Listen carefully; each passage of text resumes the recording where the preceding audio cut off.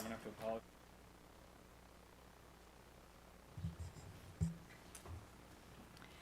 Good evening. As it is 6 p.m., I will call the City Council meeting on March 1st, 2022 in order. I am presiding this evening on behalf of Mayor Stevens. Invocation tonight would be led by Pastor Greg Steible from Whidbey Presbyterian Church. They're all greetings from Whidbey Presbyterian Church. Please take a moment with me while I pray. Lord God, creator of the universe and author of all wisdom and understanding, compassion and love, I give you thanks today. I give you thanks for this city we call home, for the people in it, for the businesses, the leaders, the first responders, educators, medical providers, and all whom you have placed here. And I ask that you'd be with this body gathered here. Give them wisdom and hope. Give them a discerning spirit and courage to stand for what they believe. Give them grace. Lord, as we look to our sisters and brothers in the world, I can't help but ask for your particular presence in Ukraine and with all who call Ukraine home. You are the bringer of peace, and I ask for you to make a peace there that will withstand all threats, bring an end to war, an end to suffering, an end to violence of all kind. And I pray all of this in your holy name. Amen.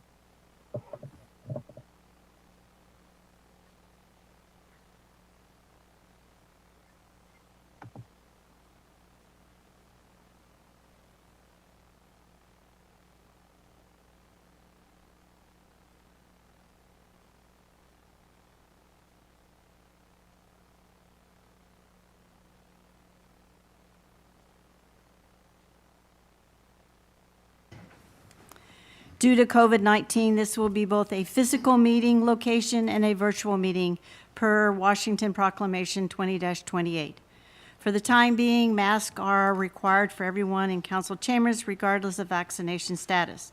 City staff are participating via teleconference. Guests that are included in staff presentations will be excused from the Ring Central meeting at the conclusion of the agenda item as appropriate. Tonight's meeting may be viewed via YouTube and on cable 10/HD 1090. Clerk, would you please call the roll? Thank you, Mayor Pro Tem. Councilmember Heisen. Present. Councilmember Evans. Present. Councilmember Hoffmeyer. Present. Councilmember Wiesner. Present. Councilmember Stuckey. Present. Councilmember Marshall. Present. Mayor Pro Tem, all members of council are present. Thank you.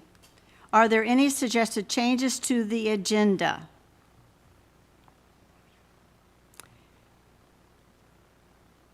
Hearing none, the agenda is approved as presented. Presentation, honors, and recognition. Tonight, we have a community presentation from Island Transit. Todd Morrow, who is the Executive Director for Island Transit, will do a special presentation tonight for everyone. Well, thank you, Mayor Pro Tem Mons. Are you sure? Okay, great. Thank you very much. So I'm really delighted to be with all of you this evening and actually come with some good news for once from Island Transit, which I think is really neat, about some service improvements that our board of directors is actually considering. So if we could go to the next slide, please. This is why Island Transit exists. These are, we're getting there. These are some of our customers. These are your neighbors, could be family members as well, and you can see the reasons why these people ride. And in fact, if you want to read more about them, we actually have stories on our webpage that explain the reasons that they use Island Transit. Next slide, please. And these are some more customers as well. And then if we go to the next slide, you can actually see some of the workers at Island Transit. These are the people that keep the service on the road. And if we can go to the next slide, there we go, thank you. Some more folks. But I also really want to especially thank all of you and the mayor for sending us Councilmember or Mayor Pro Tem Beth Mons. We are so glad to have her on our board at Island Transit. and she's very generous with her time. I think you know that. Very hardworking, has great practical solutions, and she's our great leader as our board chair, and we really, really appreciate that. So thank you, Mayor Pro Tem Munns. We really appreciate that. Also should mention that on a quarterly basis, I do meet with Mayor Severns as well, and we review what's going on in Oak Harbor and also in Island Transit to see where we can work together on challenges and opportunities.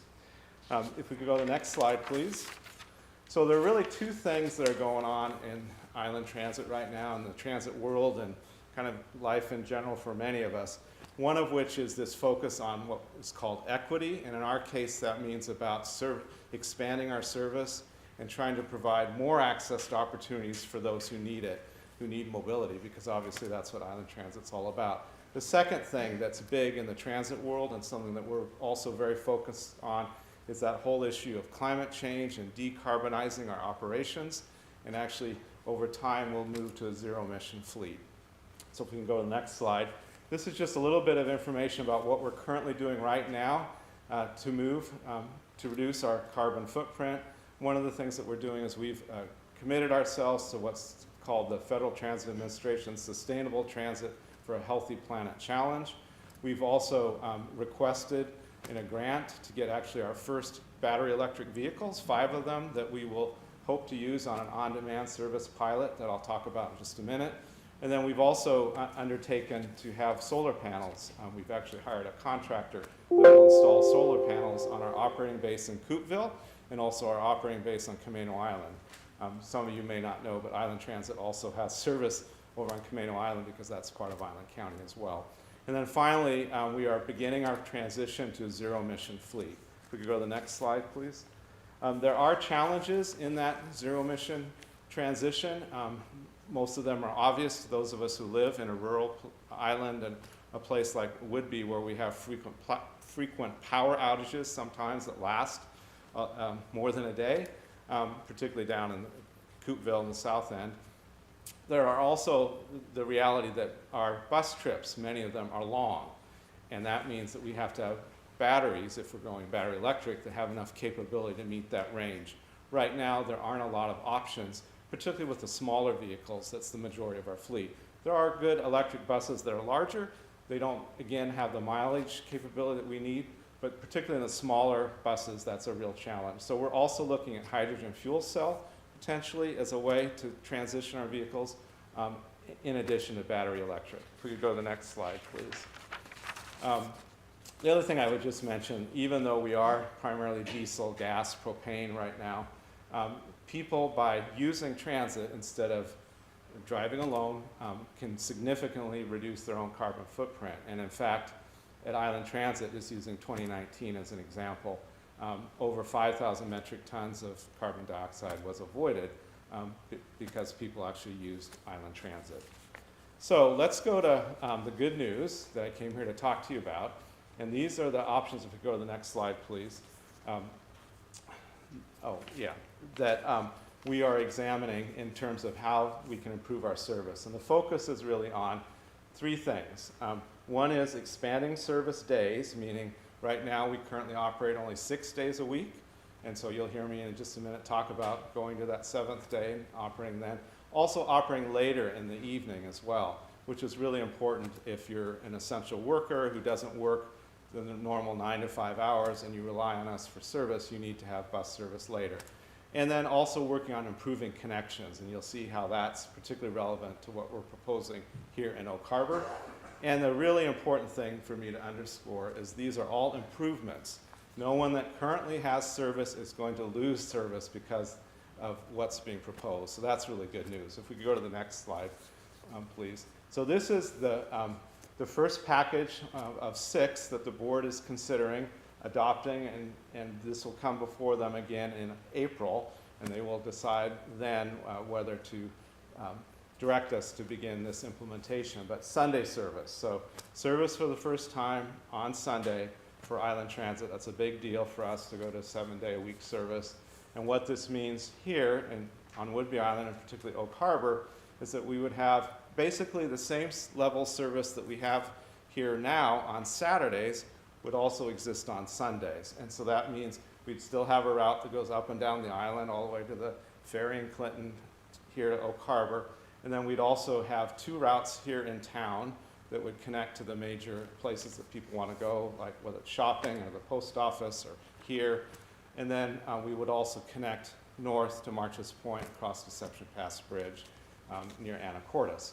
And this whole package obviously is about essential workers who I just described.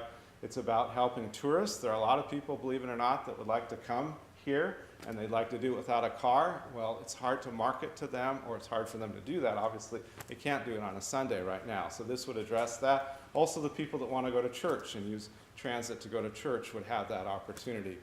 And you can see in the green there, those bullets indicate how much additional ridership this would provide, also the additional costs that this would incur. If we could go to the next slide, please. This shows you what will become the Route 10. Essentially what we're proposing to do in Oak Harbor is take this Route 14, which I'll show you in just a minute, and break it up into 2 routes to make it much more easier and convenient for people. They don't have to ride all over Heckengon to get to their final destination in Oak Harbor.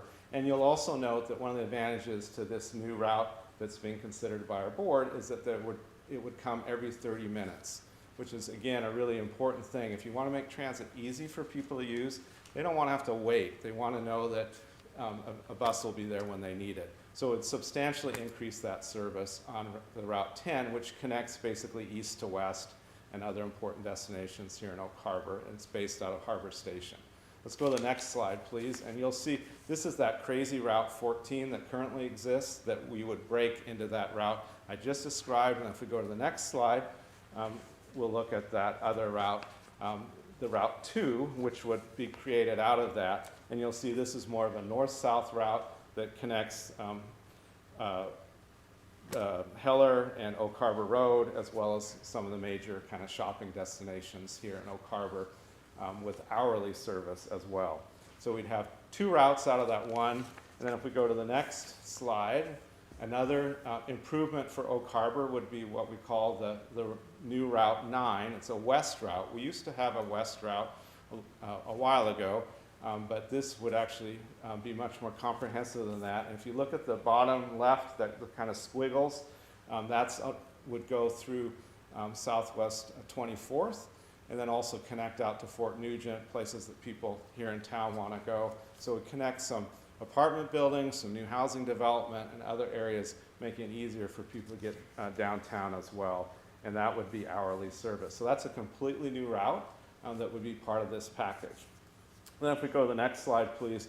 This is an existing route that we would change a little bit. Currently the route goes farther north, and it's very unproductive up there. And so what we would do is, rather than having a bus go that far north, we'd shorten the route, and then we would do something which we call on-demand service. And we would try that out. I don't know how many of you are familiar with on-demand service, but if we go to the next slide, this explains a little bit what that is. And probably the easiest way to think about on-demand service is a bit like Uber or Lyft, except it's a shared ride. But it's the same sort of thing where someone uses a computer app on their phone, or they call up to actually schedule a trip. And so rather than having a bus on a fixed route, a fixed schedule, this is something that's a little bit more flexible. And it's used throughout the United States. It's kind of the latest and greatest. And because it's a shared van, it's not a taxi service where you go door to door, it's much more economical. And the pickups would be scheduled at the customer's request. And it really is all about getting that customer who isn't currently on a route to the existing route, or back from the existing route to their home or their final destination. And it's also a good way for us to experience electric vehicles. And so, as I mentioned before, we've actually put in a request to buy some electric vehicles, which we would use in that service. So if we go to the next slide, this is just to show you, we are also proposing some improvements that would impact Camino Island in a positive way. And part of that would be that on-demand service that I just described to you. I won't go into detail because obviously that's Camino Island and we're Oak Harbor. But if we go to the next slide, this is the improvements that we would be asking the board to consider for the south end of Whidbey Island. And really what this is, it's about connecting a route from Clinton Ferry all the way to Freeland by way of Langley. Right now that route doesn't go all the way to Freeland. We have the Route 1 that does, but it doesn't go into Langley. And so this is really about improving service on the south end. Now if we go to package number 4, thank you, next slide, I appreciate you doing that. This is our Coupeville Ferry connections. Again, this starts at Harbor Station, like all of our routes here in Oak Harbor, and then would go out to the west to West Beach Road, and then connect into Coupeville. And what's different about this route than what we currently have is rather than having the bus go all the way down to Fort Casey and the ferry, we will do that on-demand service that I just described to you, again, as a way to try to save some money and provide greater access to that area. So this would be probably the area of on-demand service that we would implement first. It's closest to our Coupeville operating base, and so we can experiment with it, establish the rules of how it will work, and make sure it does work before we start trying it other places. But that's package number 4. And then if we go to the next slide, please, this is really exciting too. This is package number 5, and what this is all about is adding service later in the evening, Monday through Friday, and to make it easier for people, again, that don't work those standard hours to be able to rely on transit. So here on Whidbey Island, here in Oak Harbor, service would go as late as 10 p.m. when right now it probably ends around 8 o'clock, depending on what route you're talking about. And as a result of this, we'd have additional routes running all the way from Oak Harbor down to the Clinton Ferry, the Muckville Ferry in Clinton, and then also another route going north to March's Point in Skagit County, and some additional trips here in Oak Harbor. So again, it would really improve things for residents of Oak Harbor that rely on transit. And if we go to the next slide, this just shows you what would happen on Camino. We'd have some later service there as well. And then on the next slide, this is our final package, and this is seasonal service. This would be something that we would, if the board adopted it, operate just basically from, Memorial Day to Labor Day. And the whole purpose of this is to connect some very wonderful destinations that right now we don't have service to make it easier for people that don't have cars or people that want to get there without using a car, particularly tourists who are coming off island, bicyclists, etc. And what's exciting about this, it might be hard for you to see on the map, but we would actually have some form of vehicle. It wouldn't be a huge bus, but that would actually go to Eby's Landing, which is right now just overused by people that want to come to Whidbey Island, and there's not enough places for them to park. So this would be an easier way for people who don't want to mess with that, or maybe leave their car at some other point. They could access Eby's Landing. And then also would go all the way down to the Coupeville Ferry, and then all the way up to Fort Eby. So you're kind of connecting 3 major parks in central Whidbey by way of Coupeville as well. And so this would be a seasonal thing that we're really excited about, and we think it would be positive for everybody to do. So those are the packages that we have. Again, just as a reminder, our board in April is going to be reviewing all these. We've been collecting information from the public. In fact, your city hall has surveys out front. There's hard copies of those, and we're collecting those. People can also go online. And so we're trying to collect people's preferences so we can inform the board so they can decide if we're going to adopt all of these or a portion of them. And obviously, I'd encourage you, if you have the opportunity, to go online, fill out a survey that way, or you can let Mayor Pro Tem Munns know what you think. And she's a very able representative of Oak Harbor, and she would certainly share that with us as well as they go forward. But we're excited about these improvements. I hope you are too. I don't know if there's time for questions or comments, but thank you very much. I believe there's time for a few questions. Councilman Hoffmeyer. Yeah, so we don't leave you hanging after this presentation here. That was some feedback that the school district felt like we had done that, and that wasn't our intent. So thank you so much to Island Transit for coming tonight. Thank you to the Mayor Pro Tem for representing the city's needs with you guys so well. And it has been so nice over the last, half a dozen years or so that it's been to see, Island Transit's fate kind of kind of move in a very positive direction. Thank you. Thank you. Any other questions? There's one that came up in our meeting when you're presenting. So when you say it will go till 10 o'clock or 9:30, is that the last run from, let's say, down at Clinton will come up, or they have to finish the route before 10? Finish the route. Okay. Yeah. And I should say, just because the board may adopt these at this time doesn't mean we won't tinker and improve more later, because there are places on, for instance, Whidbey Island and Camino Island that don't have any service that would love to have service. But right now, we're focusing on our existing footprint, and so there'll be future changes to come, and so that's why we always welcome people's input and as we review those things. I don't know if council knows, but they've been working with the Navy, and when the Navy changes shifts, they notify, and it's constant to change so that they can pick up people in housing or along the way in order to get them to the base and home. And you know how those shifts go. They can be all hours and this and that. So that's been a plus that they are able to service the Navy base. So that's a good thing too, so. Thank you very much. Well, thank you so much. We appreciate it. Yeah. All right, citizen comment period. Citizens may comment on subjects of interest not listed on the agenda or items listed on the consent agenda. Citizens may also comment on corresponding agenda items. In this hybrid meeting format, citizens can attend and give comment in person or via online comment form at www.ocarver.org/public comment, or email the city clerk, jlindsay@ocarver.org, prior to 5 p.m. on the day of the meeting, or call 360-279-4571 to leave a voicemail to be played during the council meeting. Call to leave a voicemail after 5 p.m. on Friday preceding the meeting and prior to 5 p.m. on the day of the meeting. When leaving a voicemail for public comment, please state your first and last name clearly and limit the comment to 3 minutes. Have we received any comments this week? Yes, Mayor Pro Tem, we received 3 comments from members of the public, and we will display those for you here. These were also forwarded to council. Thank you. And were there any from employees this time? No employee comments this time. All right, thank you. Let's take a minute to look through these if you didn't have time in your email, please.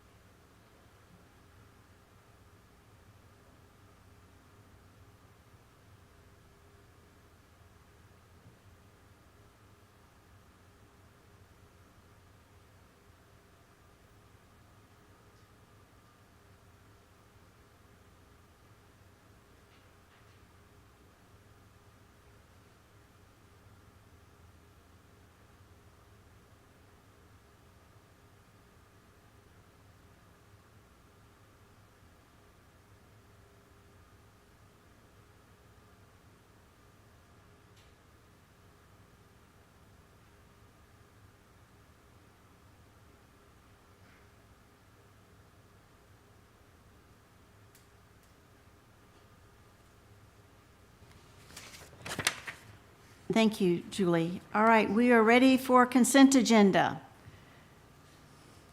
The staff has presented the list of consent agenda items, all of which were included in the meeting packet. Are there any objections or changes to the consent agenda? We have 4A and 4B. All right, hearing none, the consent agenda is approved. Announcements, coming up events. Mayor comments. Mask mandate lift. In a press conference yesterday, Governor Inslee announced in joining with the governors of Oregon and California in lifting the statewide indoor mask mandate beginning March 12th.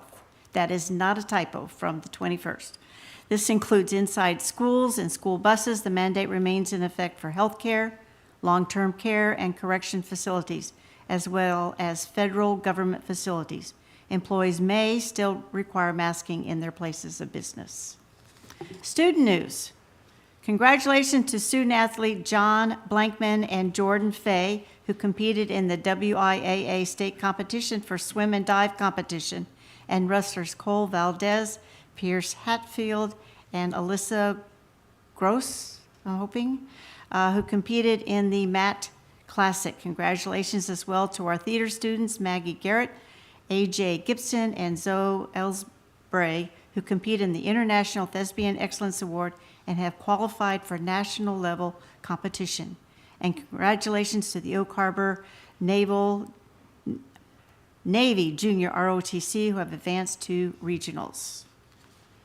Public Works Director finalists. Council members, please contact Human Resource Director Emma House to schedule a time to meet with each of our candidates. This is Friday, the 4th of March. Council service on boards and commissions and committee. Mayor Severns invites council members to provide updates from the various boards, commissions, and committees they serve on as representatives of the city. A great time for updates in our agenda is during the council comments. As noted by Mr. Morrill, I serve on the board of directors for Island Transit. Council, are there any comments to make at this time? Mr. Hoffmeyer? Yeah, I have a couple. As we're out and about doing our thing, living in the community, going to the grocery store, taking kids to games, etc. Continue to hear from the community about public safety, improved infrastructure, and the runaway utility rates. I assure the public that we hear you. If you've watched these council meetings over the last few months, these are all issues that we're working fervently on. And, I think with our decisions coming, we will be able to respond to that. But a little bit of a challenge to the community. We do hear you. But the challenge is, do you hear us? We need more input. The council comment here follows the public comment portion of the meeting, which is my favorite portion. But we need more than 2 or 3 comments at each council meeting. There's almost 20,000 people that live in, over 20,000 people that live in town. Surely there's more than a couple people that have comments. So keep it up. More comments, and we look forward to representing your needs. Thank you. Mayor Pro Tem, Councilmember Wiesner has his hand raised. Please go, Councilman Wiesner. Thank you, Mayor Pro Tem. We are a little remiss sometimes in reporting in on some of these duties we do outside of council, so I appreciate the mayor and the Mayor Pro Tem's reminder of that. I do have a couple of quick reports involving a couple of committees I serve on. One of them is the Tourism Committee, which there's all sorts of great things going on, including sounding like an increase in some money for possibly some more filming to take place on Whidbey Island. The Island County Tourism Board's been real active in getting filmmakers to come to the island. And a surprising detail I learned at one of the meetings, VRBO, well, we're assuming it's VRBO, hotel motel tax revenues in unincorporated Island County are up about 93%, which I think shows a robust, tourism still occurring on the island, even during COVID, just maybe in a little more quieted away. So that was exciting to hear. I also serve on the Parks Board, and the Parks Board's excited to be bringing forward to the council here in a little bit a suggestion to bring a high school or a high school person onto the board. Some youth. So a youth committee member.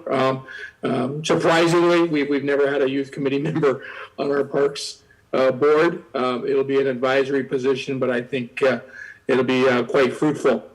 And finally, a non-city committee, but something we've been working on in the community is the windmill.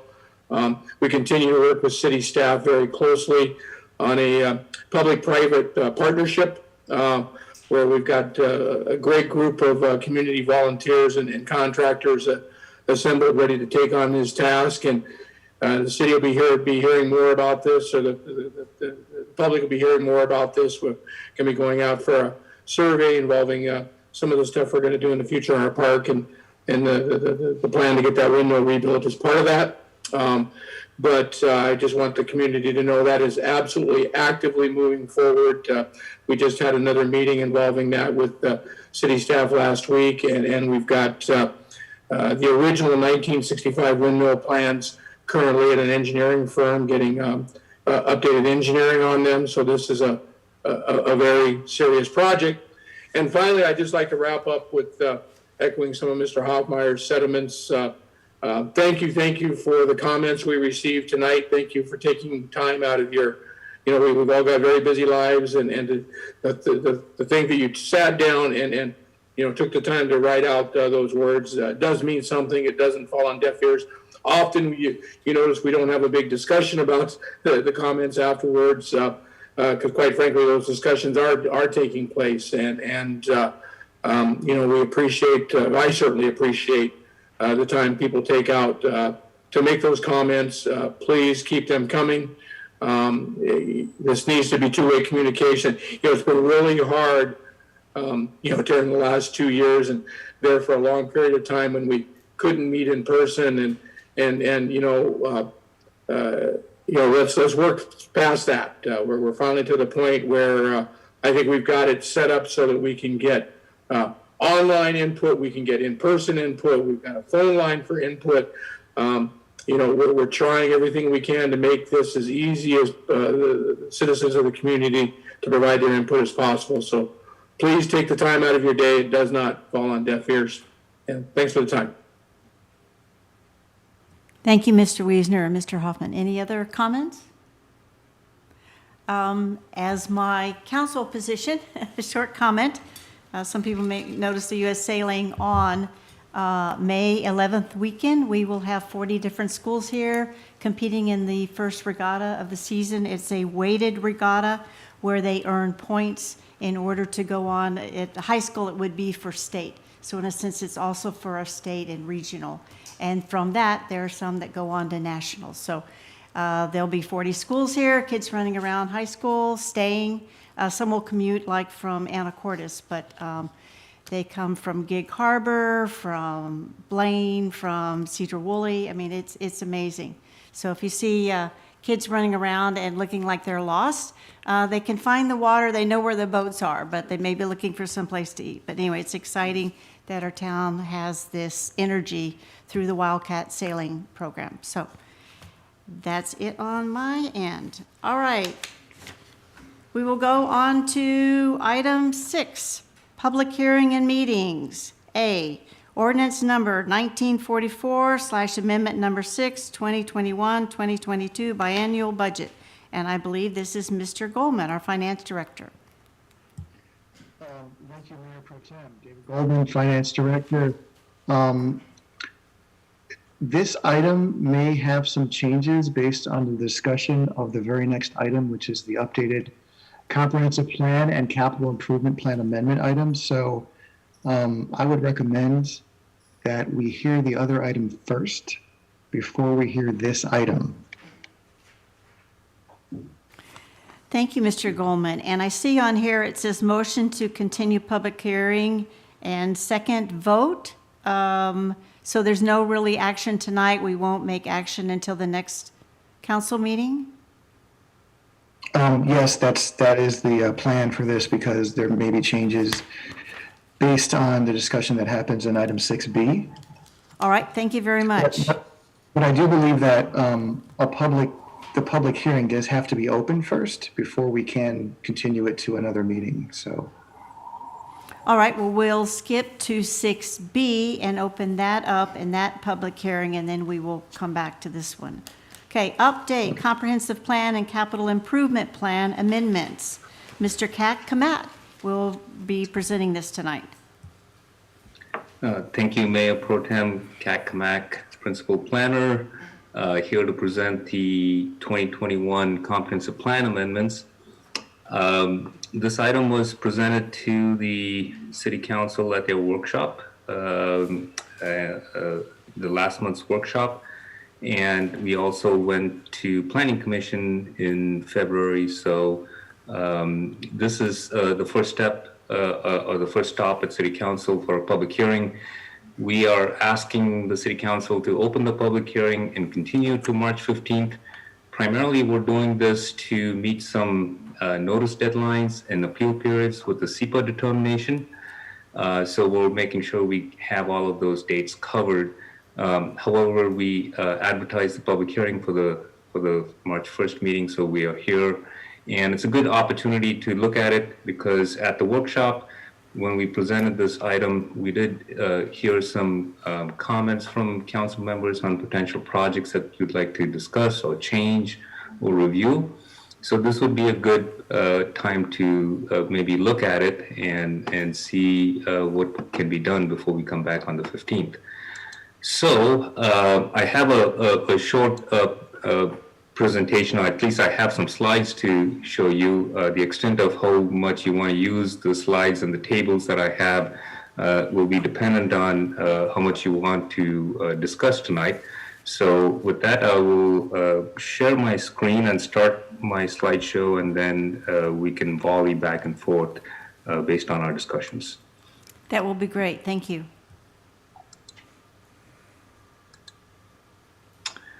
All right. I hope you can see that. I just have it in my presentation mode, or just the slide creation mode. You can see all my slides to the left. These are the same slides that I shared with the City Council at the workshop. And there are a few changes that we are already making to the document, minor corrections. We loaded this document about 2 to 3 weeks ago into the software to get the packets out to you. So since then, some minor changes and corrections have already took place. For example, we don't have all the council member names on the first sheet, and we'll definitely add that to the March 15th document. We caught that a little bit late, and with council member Eric Marshall joining in after this document is uploaded, we can add his name to the document as well. So we do have some changes that is already tracking to the March 15th meeting.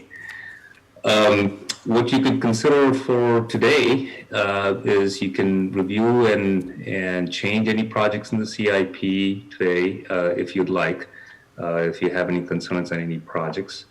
And then agree on what those changes could be, and then open the public hearing for the comprehensive plan, and then continue to March 15th.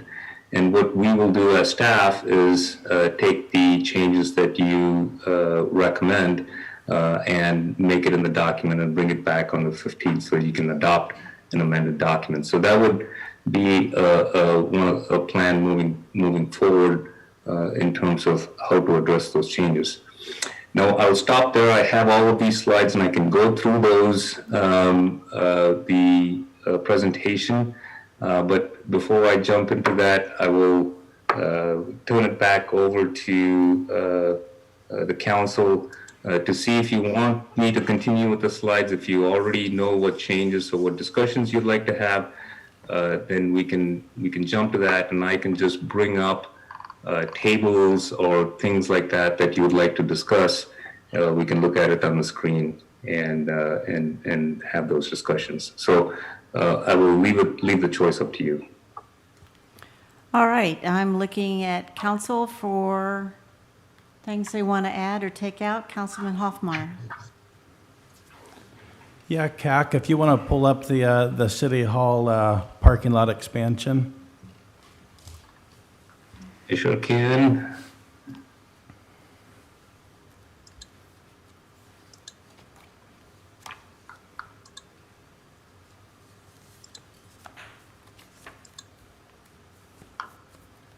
I hope you can see that. Yes, thank you. I have a motion. I move that we remove from the CIP the City Hall parking lot expansion. Is there a second? Second. All right, we have a motion from Councilman Hoffmeyer and a second by Councilman Stuckey. Is there any discussion about this? Councilman Stuckey, please. Could somebody, perhaps CAC or the city administrator, kind of elaborate a little bit on the thought process behind that expansion? Yeah, it was kind of a two-prong, and we already talked to you about the demoing the property, and so we needed to bring to you that. And I figured there would probably be discussion on what we do with that property.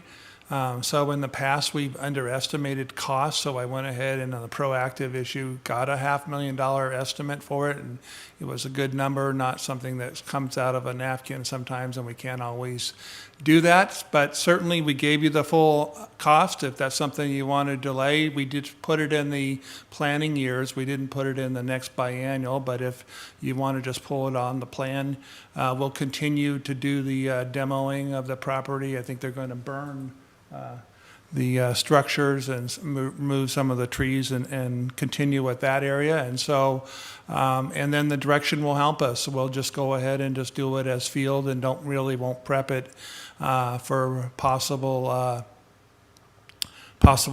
parking lot in the future. And I think our Mick Munkins can probably add to that a little bit.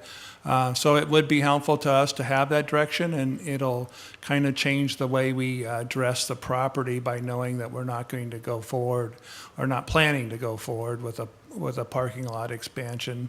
But certainly, yeah, it follows that area, so it was an idea I have, but if the council doesn't want to go forward with that, then certainly you can remove it. Mr. Monken, I believe you met with someone recently, a homeowner that lives there, and there were some other suggestions given. Do you want to elaborate on that, please, before we take other comment from council? Absolutely.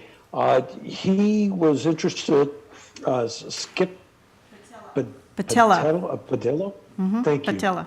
Met with him on Friday. He, excuse me, he did like the idea of leaving it as an open space, but also too, the possibility maybe in the future of showing that as some future investment property for the downtown area, which could include parking and possibly some other use.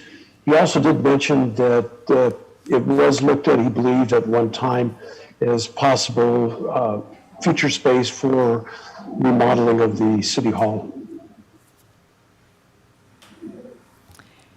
And I believe, I also attended the meeting, that there was an idea if we need the parking to just do one row, but as long as they're burning and the houses and they have to trim all the trees, that they're going to have to do some grading. And as long as you're grading it, you can level it and maybe just make it so it could be used for parking without being asphalt.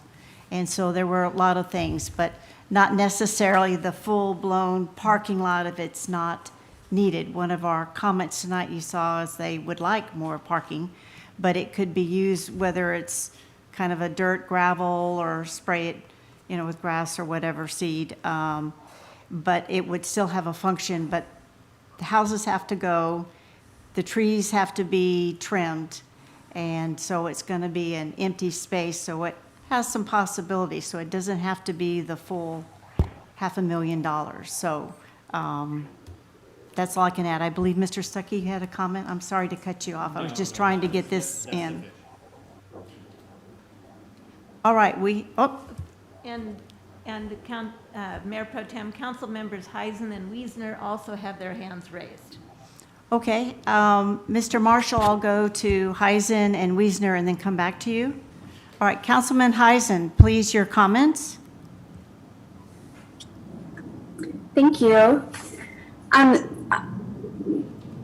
hoping that somebody can refresh my memory. When we have a, oh God, she heard me talking. Here she comes. Okay. When we have a item on the CIP, that doesn't necessarily commit us to a project. It's more of a wish list, or am I thinking of the wrong plan? Like having it on the list allows us to apply for grant funding and do future planning, et cetera, but it doesn't necessarily commit us to the project. Am I wrong?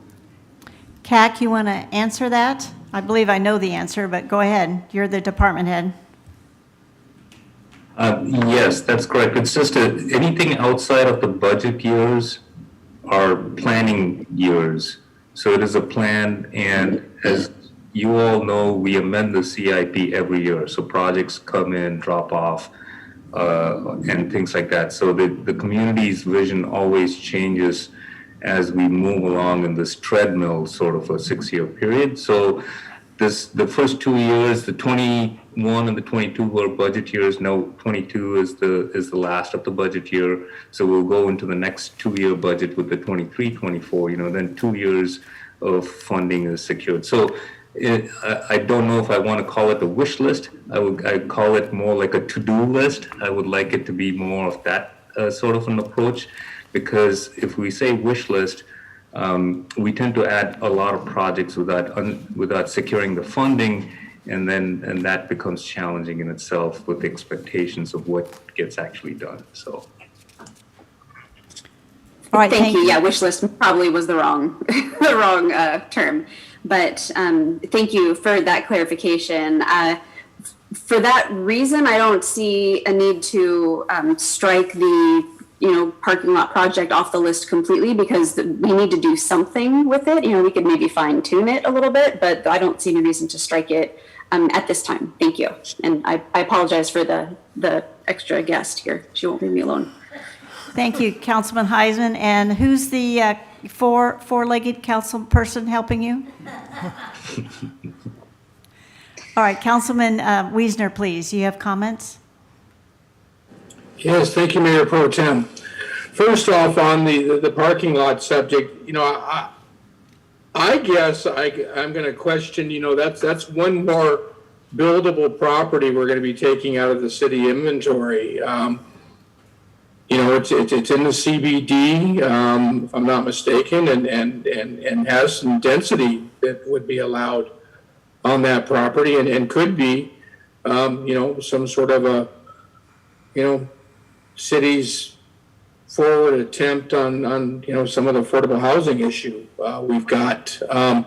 So I guess my concern is, I don't know that I remember ever, I know we've talked about tearing it down, but I don't know that it was just automatically assumed that would become a parking lot. I think there's possible other uses for that piece of property we could discuss.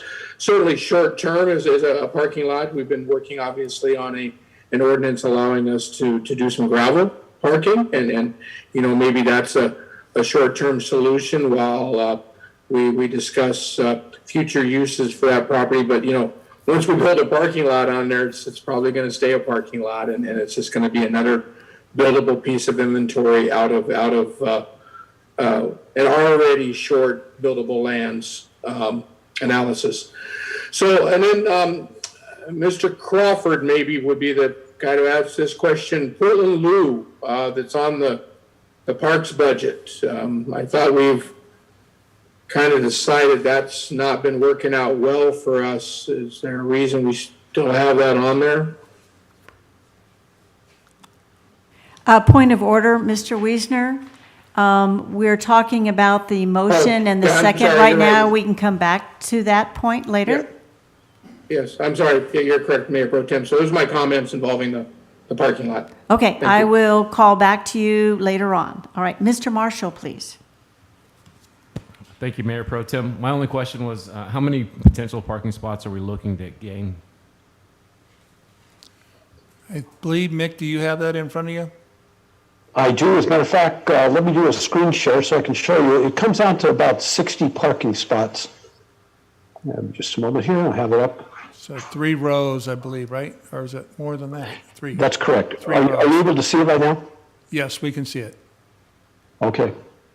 Yeah, so that was just one concept layout, and it shows on this one here that you could actually do the single roll or the double roll or a combination. The intent of this was just a concept to show how many spaces would be potentially available for that. And again, as the city administrator mentioned, also is to have an idea of a realistic price. So we do have an itemized breakdown of the costs to build something like this.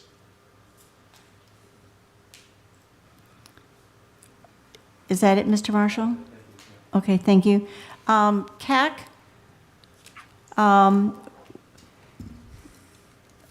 the CPI, as you explained, is the list. And if I'm not mistaken, if something isn't on the list, then if something happens to come that is a grant, we can't apply for it unless it's on the list.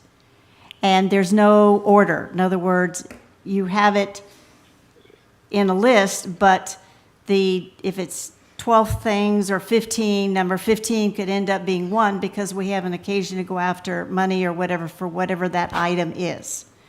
So just because this is on our CPI for a full-fledged parking lot, it may never come to fruition, but if it's there, then if something comes up, if we completely wipe it off, then if a grant comes up, then to do something with parking and landscape or whatever, we wouldn't be able to accept it, would we?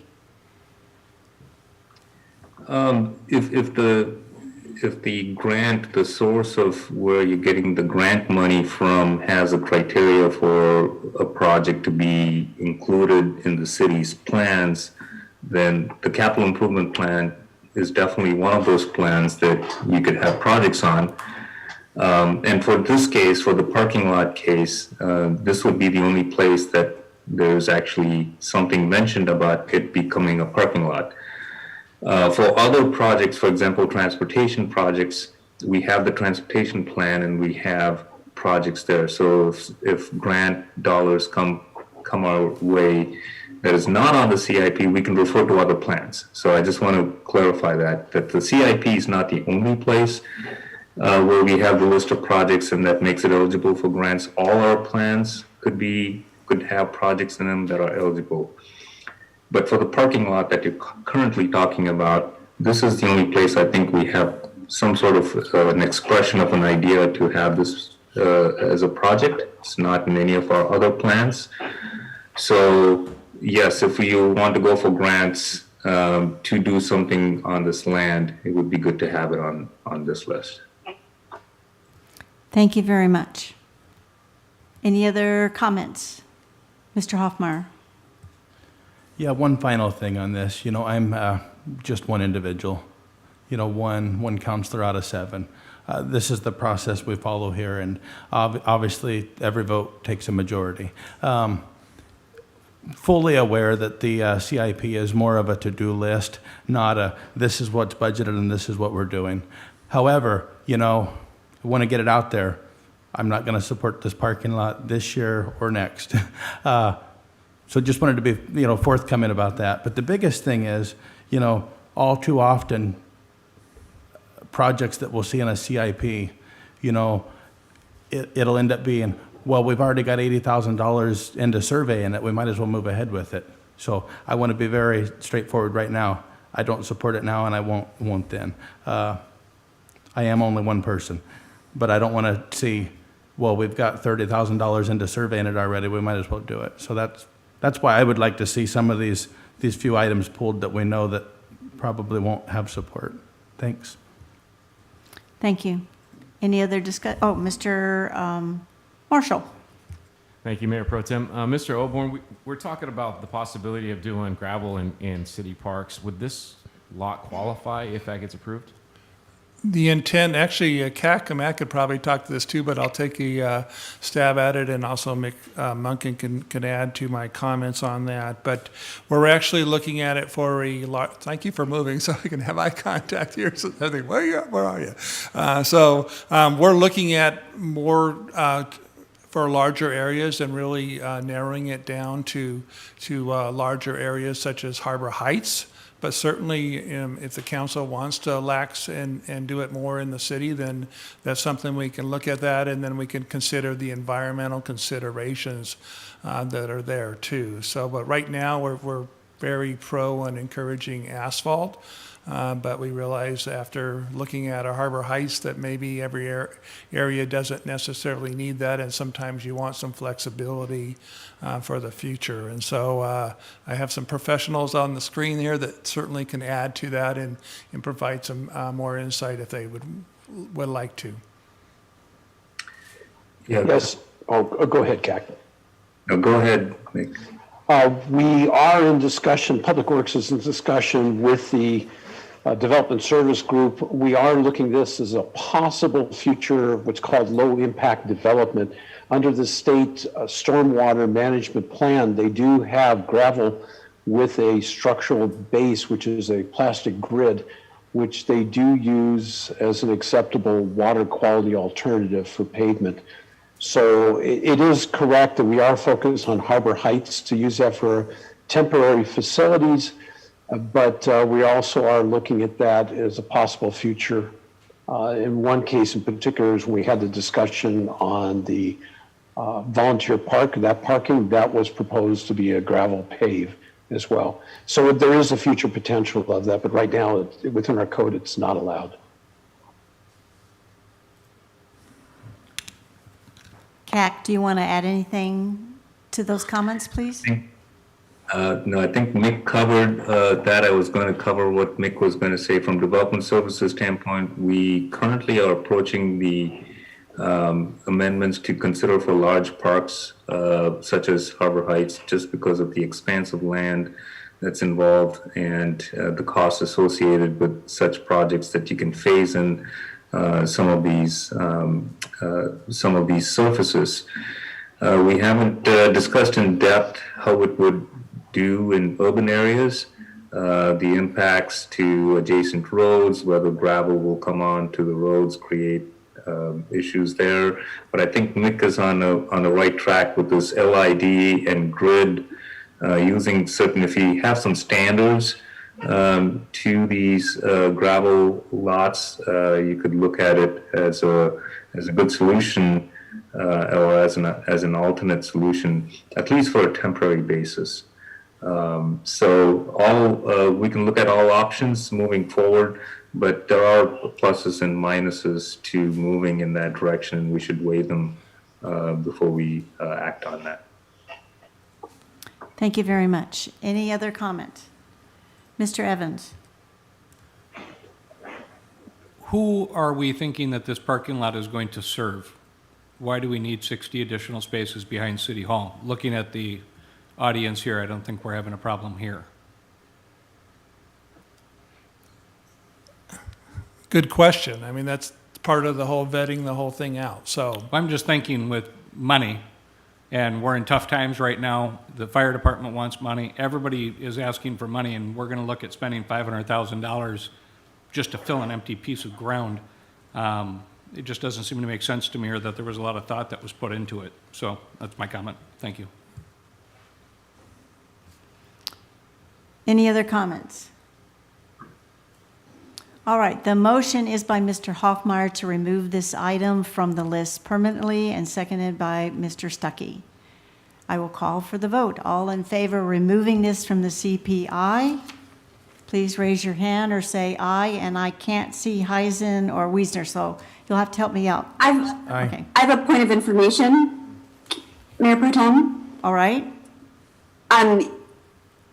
You said the motion was to remove it from the list permanently? Was that the wording of the motion? I don't recall the word permanently. All right, Julie, help me out, just to remove it from the list? Councilmember Hoffmeyer moved to remove from the CIP the City Hall parking lot expansion, seconded by Councilmember Stuckey. That's correct. I'm so sorry, Julie, can you repeat that? Absolutely, Councilmember. Councilmember Hoffmeyer moved to remove from the CIP the City Hall parking lot expansion. That was seconded by Councilmember Stuckey. The word permanent was not in the motion. Okay, thank you. And I'm sorry, one more point of information. Does, and I should have asked this before,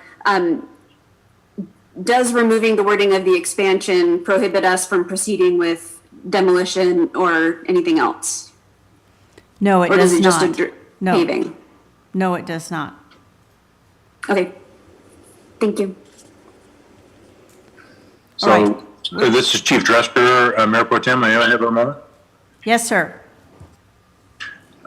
So just to address Councilman Heisen's comment, if you're talking about that building back there, it absolutely needs to be dealt with. So just want to make sure that's very clear.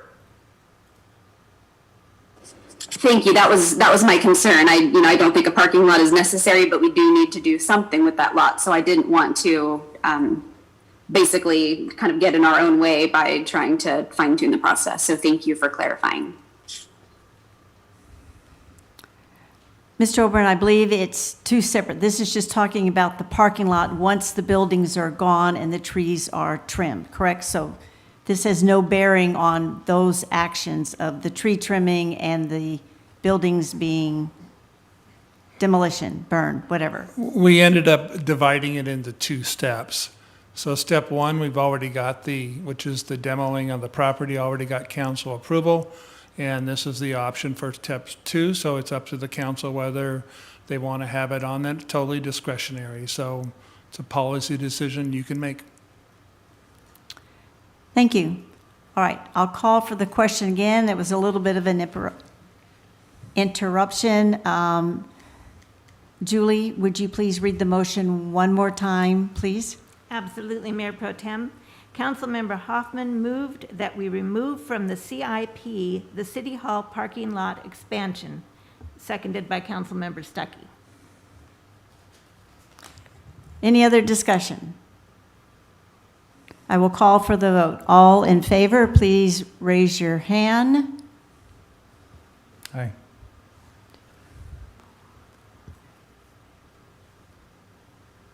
And you got Heisen and Wiesner if they were voting? Yes. Okay, all opposed?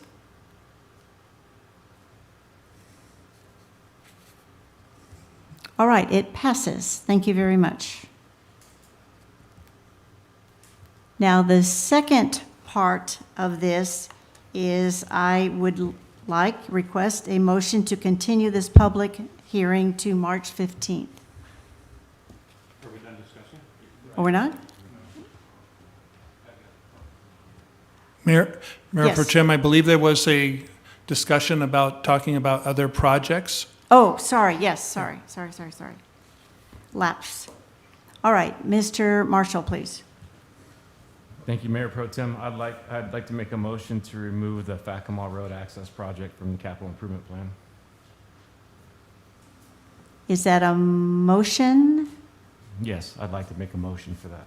All right, is there a second to that? Second. All right, we have a motion to remove the Facama Road project and a seconded by Mr. Hoffmeyer. And I'll have Julie read that back, please. Thank you, Mayor Pro Tem. Councilmember Marshall moved to direct staff to remove the Facama Road Access Project from the CIP, seconded by Councilmember Hoffmeyer. All right, any discussion at this time? Mr. Oberon has his hand raised first. You want to go, it's your meeting, but just to help you out with some staff comments here, to help you in history, we've already spent $80,000 on this project, I believe. Alex, you can verify that, our city engineer, for the study of it, but if you don't want to proceed with the construction, that's what we would view this as. So it would just take out the construction because we've already done the awarding, and we'll just work with the property owner accordingly if that's the intent. I think the past discussion is to negotiate with the with the contractor for U-Haul on a cost sharing, but certainly it's a policy decision that council can make, and we'll adjust accordingly. And if Mick and CAC want to have further comments on that, to provide some clarification for we start going to do the answering questions, I appreciate it.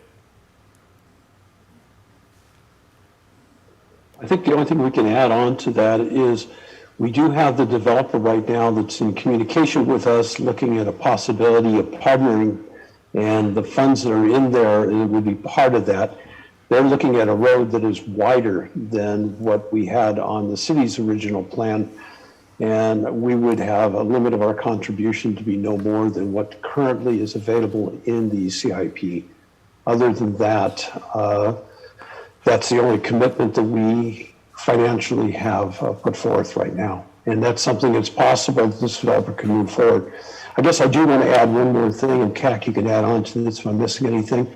The developer did go forward with their plan and their permit and their design based on the assumption that the city had it, the CIP had it funded, and we're in the process of doing construction. So they are anticipating that the city is going to be moving forward on that, as part of their plans were based on that decision. Thank you, Mick. Any other comments, CAC or from David Cool? Mr. Finance Director, please. Well, there is one item that I'd like to bring to the City Council's attention. There's a substantial amount of transportation impact fees on this project, and a good amount of those impact fees are over 10 years old. And the city code does talk about how for transportation impact fees to be used on a project, they must be put on either spent within 10 years or put on a project within 10 years. And those funds, which are over 10 years old, were put on this particular project within the 10 years. It was put on in 2019 before the 10 years was up. So I would just like to have the City Council consider perhaps assigning these impact fees to a different street project to ensure that we continue to be able to utilize these impact fees. Mayor Pro Tem, Councilmember Wiesner and Councilmember Heisen have their hands raised. All right, Councilman Wiesner, first, please. Thank you, Mayor Pro Tem. Hillary, I assume you're out there, and I think we had some advice from you on this item previously regarding, our possible exposure regarding previous conversations with the developer. I just want to make sure I give you a chance to address that. That's correct, and I've discussed this with David. Everything he just said, I totally agree with. Okay, so the biggest concern wait, we have as a Councilman city is Wiesner, I'm sorry to interrupt, but we did not understand the attorney. Either a little closer to the mic and a little slower, but it sort of sounded blur. If you could repeat it, we'd appreciate it. Can you understand me? Yes. Did you hear that? Okay. I said that I had spoken to David about this as well. I agree with what he just said. I don't have much to add, but I'm happy to help answer questions. Is it So legal our to biggest switch concern- the funds, though, from one project to another one? If the impact funds were given for this one project, is it legal to switch them to another? So long as they haven't expired, you can assign them. So the biggest concern and exposure we have as a city is to the possible loss of these impact funds if we don't properly terminate this project and transfer those monies over. We don't really have any concern or exposures regarding the developer. With regards to the developer, I think that's correct. I think your biggest risk is going to be losing the ability to access that money or to use that money. Okay? Thank you. Councilman Heisen? Thank you. I have concerns about this project, but but I also still have questions about this project. The presentation that we had from WashDOT at our workshop last week regarding the roundabout and how there was going to be access now from Fakima instead of the highway. How is that going to impact this project? It's not a direct link. It's actually a benefit. The state is putting that project in Fakima because of the high accident rates at that intersection under its current condition. The benefit to U-Haul is under state law requirements, if there's another access available, meaning a right-of-way that is not on a state route, which does exist in the Fakima access right-of-way, that they could use that roundabout to enhance their access. So basically it would allow them to have a safer left and right movement from their site ingress and egress. So it would not affect the project. It would still move forward in WashDOT. Okay, I had one other question, but I guess my other concern is, it's kind of piggybacking off of Wiesner's question, was if this gets removed, what impact would that have on the development that's currently, that's currently happening right now, because that was based on, the existing plan. So I'm just still a little unclear about where that leaves us. I guess I'll start the response on that. Thank you, Nick. To kind of elaborate on it, so the question is if we do not contribute money to the project, it's unclear whether the developer will proceed with doing that, getting access on the back.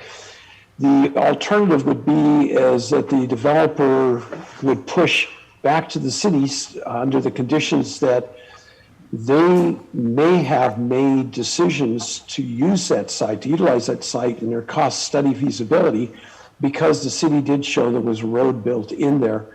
And they could come back and say, now if the city approved and changed the condition after they got permitted, and they do have permits. So that's really comes into the realm of a legal question. The other part is there's a conflict between what the state law says and what we have also been holding, and that is, again, if they have an available right-of-way, doesn't matter whether it's developed or not, the Fakima access right-of-way, excuse me, is available to them, meaning that they would have to bear all the costs then to build the road. And again, they may have made decisions based on the city's contribution for that road. The alternative is they come and push back on the city and saying, you now have created a condition. We feel that we want to get access straight off SR 20, which kind of puts the city in kind of a difficult position.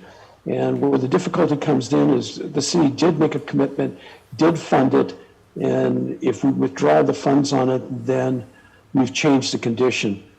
The state has made it really clear to the city that they do not support the access. The city does have the authority to allow them to have access off SR 20, but also too, that puts the city in a high risk position. If we do allow it off SR 20, the developer, of course, having the argument that we withdrew our funds, that they now are facing additional costs. If any kind of liability or exposure comes through, the city could be part of a litigation. So if we have, hopefully it never happens, but if we have an accident that occurs there, the city has made a choice, and if we allow them to get on it, we've made a decision to allow them to create an unsafe condition, and that would be based on the interpretation of the state, where they've already defined in writing to the city that that is an unsafe situation. I know it's a lot of words, but I hope that was clear. Ms. Heisen? Yes, thank you. That was, and that highlights a couple of my concerns. So this particular, and thank you, Eric Marshall, for bringing this up, for pulling this off the list to discuss, because I still have some unanswered questions about this, and I'm personally not comfortable taking any action when I don't want to commit to anything, but I also don't want to, abandon the project altogether as well. I think that this particular line item needs some more discussion. Is there a timeline for this? If we set this aside to discuss, at our next meeting or something, what will that have any negative impact to either us or the developer or the project? I don't know who Mr. that's Kamak? directed to. Mr. Kamak, can you answer that, please? Yes, so, yes, we can accommodate changes till we adopt the CIP on the 15th, so it's about a couple weeks. I cannot say for sure if our change in schedule of this project and what impacts it'll have on the development of the site. I can't say for sure right now, but it could lead to some delays for sure, because we have to work out how they will get access based on the permits that have already been issued. So we don't have, it's, not much time, but we have at least 2 weeks till the 15th to change it. And even if we want to delay it further than that, we can. We're dealing with the 2021 comprehensive plan amendments and the CIP. We'll continue to amend the CIP in 2022 as well as we go on. So there will be opportunities to try and tackle that. But once it gets off the CIP, there's a certain amount of momentum that's lost. It's really hard to do budget amendments and things like that to put it back on the list. Okay, that's helpful. Thank you. I believe Mr. Evans. Oh, Eric, you want to finish? I'm sorry. Thank you, Mayor Pro Tem. The reason I bring this forward is I don't think that it meets the goals of our capital improvement plan. And looking at the stated goals in the capital improvement plan, goal number 1, subsection I, says cooperate with private developers to address capital improvements financing programs when necessary. So the city currently is taking the entire responsibility. And I know that Mr. Monken said that there was some discussion about improving upon the road, and that comes on to my next point, and that's goal number 2, section E, promote high-quality design and site planning in the construction of capital facilities. So we're admittedly building a road that the developer said is not up to his standards. And finally, goal number 3 is ensure that the burden of financing capital improvements is equitably borne by the primary beneficiaries of the facility, and that's not happening. We as a city are taking this on. And so I think that the WashDOT presentation at our workshop, it does impact things. We are going to, by default, slow the rate of speed at that particular intersection.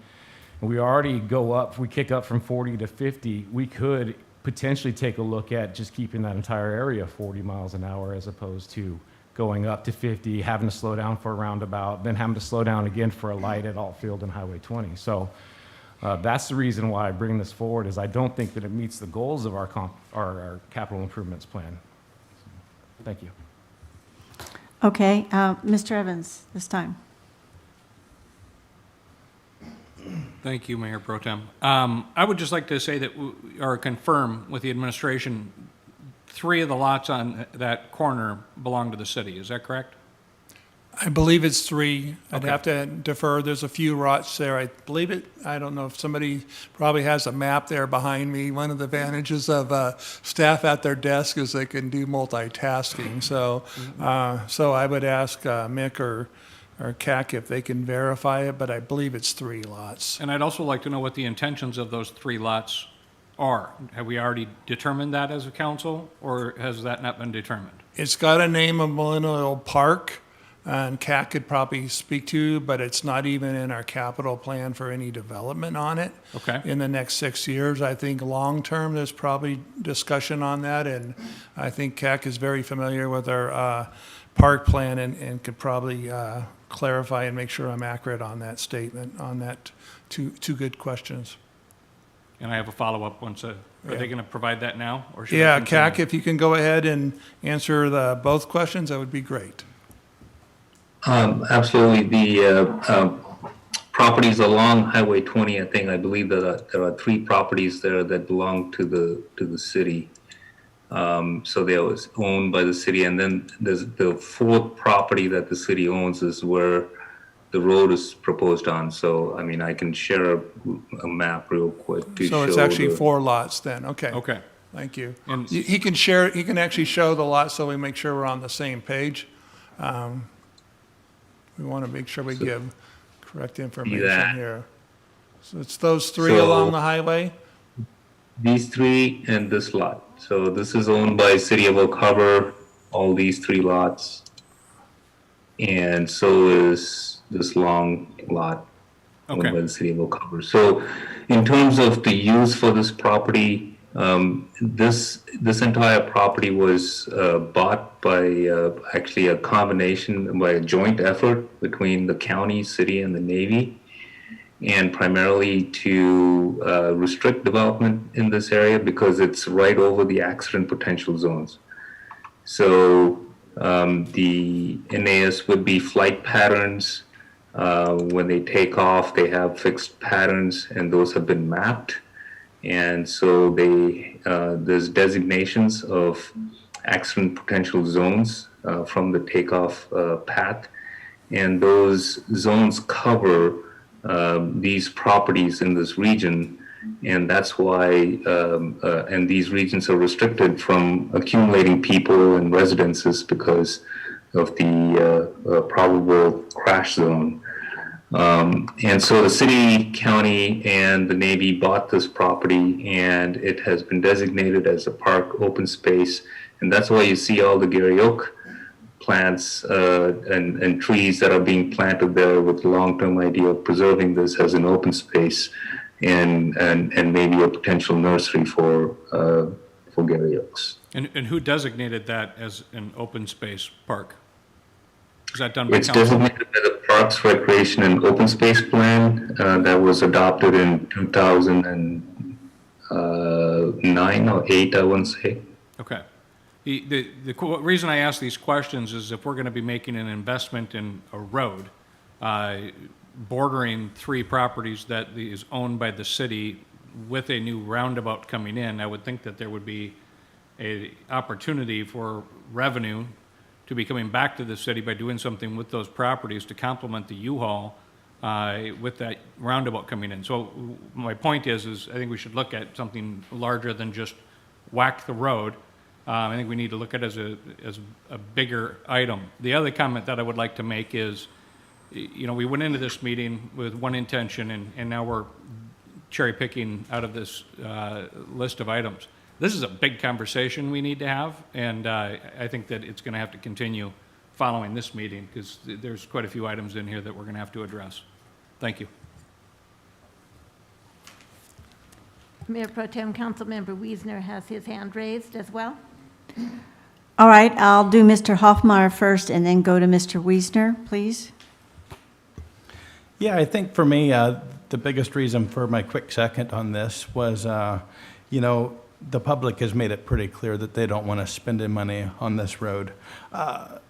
You know, a quick second for, you know, why I was so quick to second this, though, was the developer of the project stood right here at the microphone in front of us and said they do not want this road.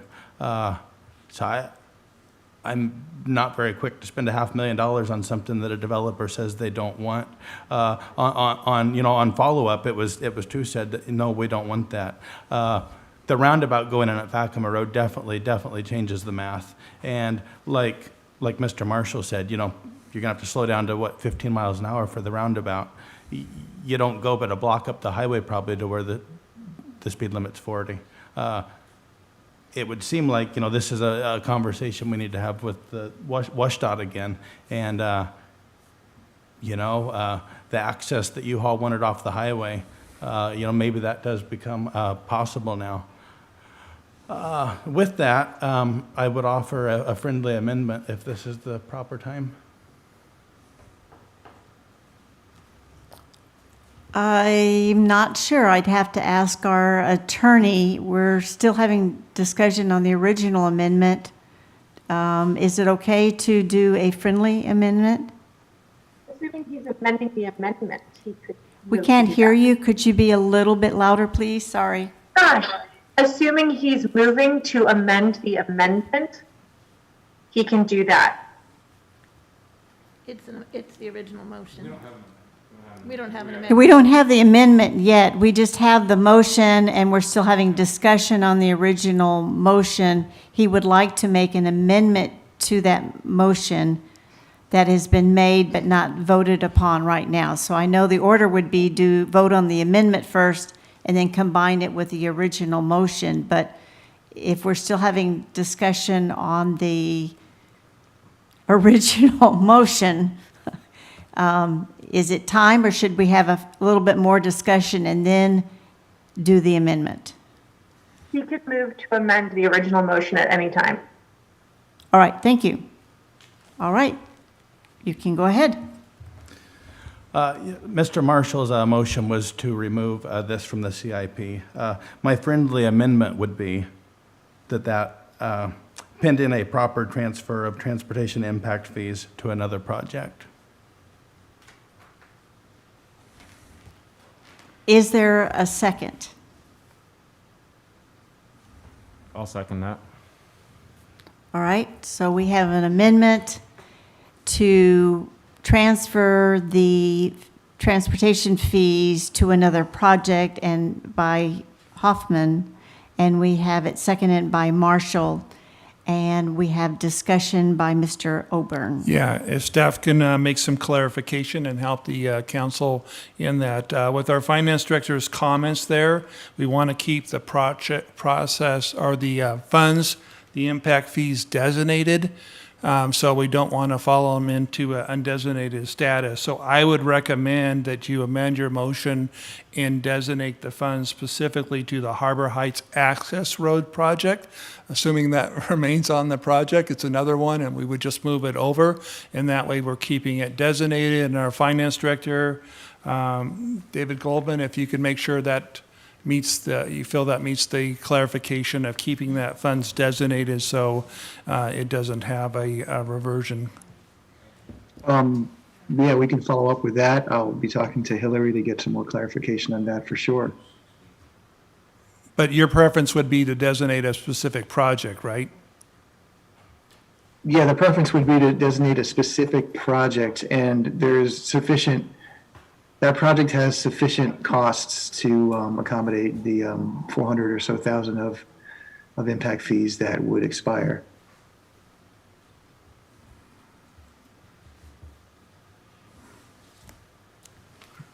Mayor Pro Tem Councilmember Wiesner has his hand raised. All right, thank you. Mr. Wiesner, please, back to you. Thank you, Mayor Pro Tem. And Hillary, I honestly do not mean to beat a dead horse. I just want to make sure before we make a decision that I understand the facts. That's what we're here for. In referencing back to December 14th, has there been some additional information that you were able to garner since the last time we talked about the possible liability and exposure regarding a conflict between us and the contractor? I haven't learned anything new, but I'm hesitant to discuss any of that in open session if we're going to talk about potential liability. Well, it's just on December 14th, you know, when we asked about potential liability, your response was that I think there were words like could and most likely, and then there was even a comment about the city could be liable.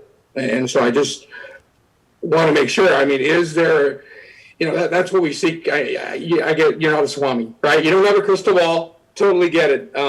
But obviously we rely heavily upon your expertise and appreciate it, you know, your willingness to hang in there with some of our crazy questions. But I mean, do we have a concern that the contractor is going to come back on this if we pull back on this action? Right. In your professional opinion. My position hasn't changed, and if you want to get into the nitty-gritty on potential liability, I'd recommend we move it to an executive session.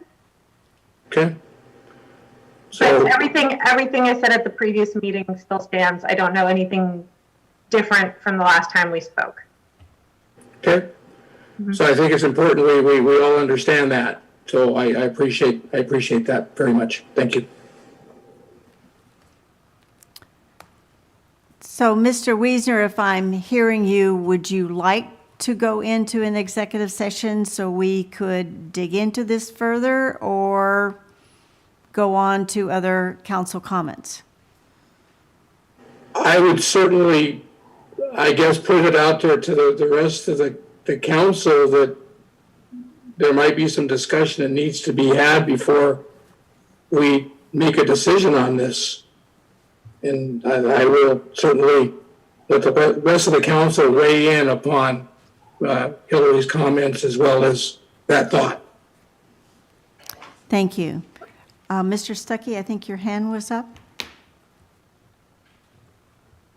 The impact fees, you said 400 or so. Do we have an exact dollar amount on that? Oh, yeah. Let me just pull it up right here. So, so the total amount of impact fees that are on the project are $538,281. Of that amount, $442,640 are past the 10 years. However, we've had some, obviously, expenditure of that amount. I think somebody mentioned they spent $80,000 so far. I mean, our records show in the system about $60,000, but there may have been some invoices that haven't been processed yet. So you would deduct most of that. There's like 1,254 that went to other funds, but the balance of it you would deduct from that amount, because the code does say use impact fees first. So that would leave a balance of, what I say, 442 minus, if it's 80, you have about 360 or 370,000 left of those impact fees that would expire, that are over 10 years old. And to the best of your knowledge, can that be used for street improvements? It has to be used for street improvements. Impact fees, the way impact fees work is they're collected by developers or somebody who's building a house to help mitigate the impact that particular development or construction or whatnot would have on the roadway network. So it cannot be used for like repaving. It can't be used for any kind of rejuvenations. It has to be used for expansion. Gotcha. I'd like to clarify that. I think it's supposed to be able to, for growth-related projects. Yeah. I think that's an important thing for expansion projects, not for maintenance or fixing existing roads. Yeah. Okay. I'm hearing, because no one wants to be firm, and I can respect that, a lot of we could, we might. I mean, personally, I don't like the Fakima access road at all, but sensitive to the liability that could come from pulling it. And also, I want to make sure those impact fees can go towards something else. So I kind of lean towards Councilman Wiesner with an executive session regarding this topic. Councilman Evans. I would agree also with Councilman Wiesner. As long as we keep our conversation of the liability only and keep the rest of it in public, I think that that's the right thing to do. We need to vet that before we make this decision. I will ask a question of our attorney. How many minutes, if we go into executive session, should we count on? 10, 20? What do you think? 10? I can't hear you. 10. Okay. Staff's asking for a 5-minute break if we go into closed session so they can set the room up. All right, that would be great. All right, I move that we take a 5-minute break and then go into a 10-minute only executive session to consider if there's possible litigation in what we propose. Thank you. Second. Yeah.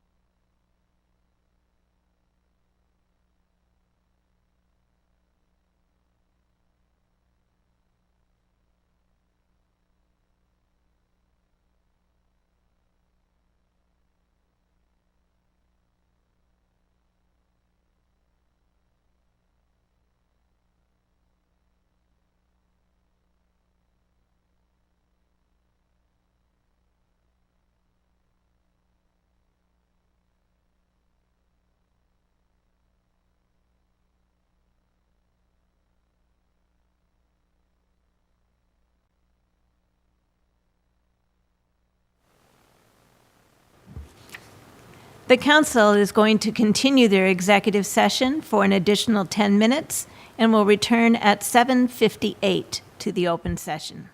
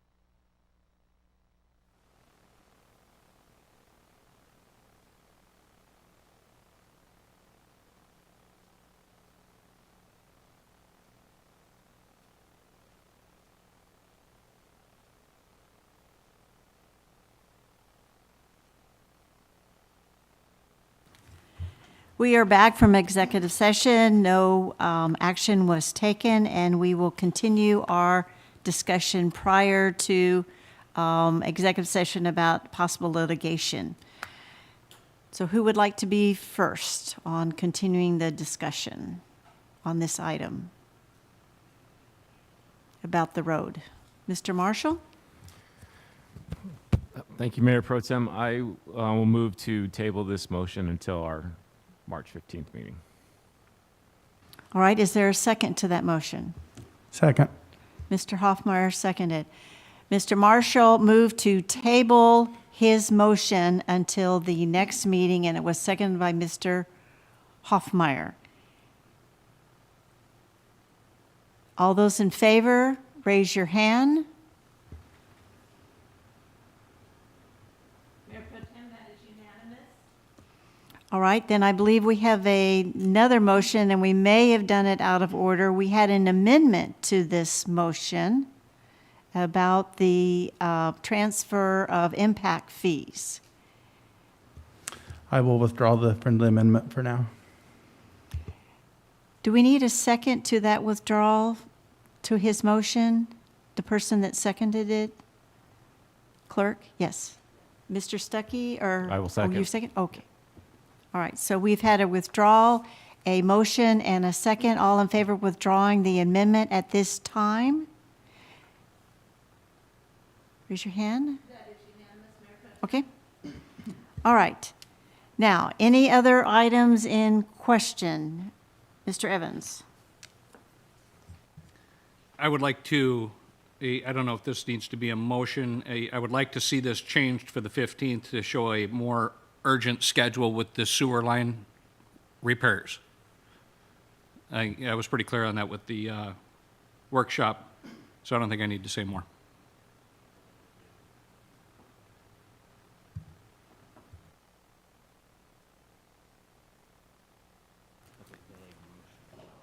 I'm asking for it on the 15th.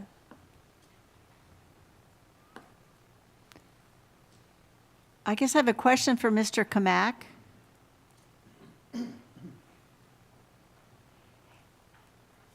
So you have these listed down to number 89. That doesn't mean we're going to go in that numerical order, is it? It's just as the projects come up? So if he wants to put urgency to the sewer lines, would you like that in a motion to put them at a different number, or just it will be noted in the CPI plan? If I may. Go ahead. The comment that I'm making is based on the budgetary timeline in regards to those expenses for the sewer line repairs. They're not happening until late 2023, 2024. I think it's something more urgent than that. And that's what I'm referencing. So I'd love to see that expedited schedule on the 15th. We can take a look at that definitely to see if that schedule could be moved up, and we could report back on the 15th if there are any challenges or so with that. Thank you. Thank you, Mr. Kamak. Mr. Stuckey? I have a question about two items. One, what is the thought process with purchasing the Marina boatyard?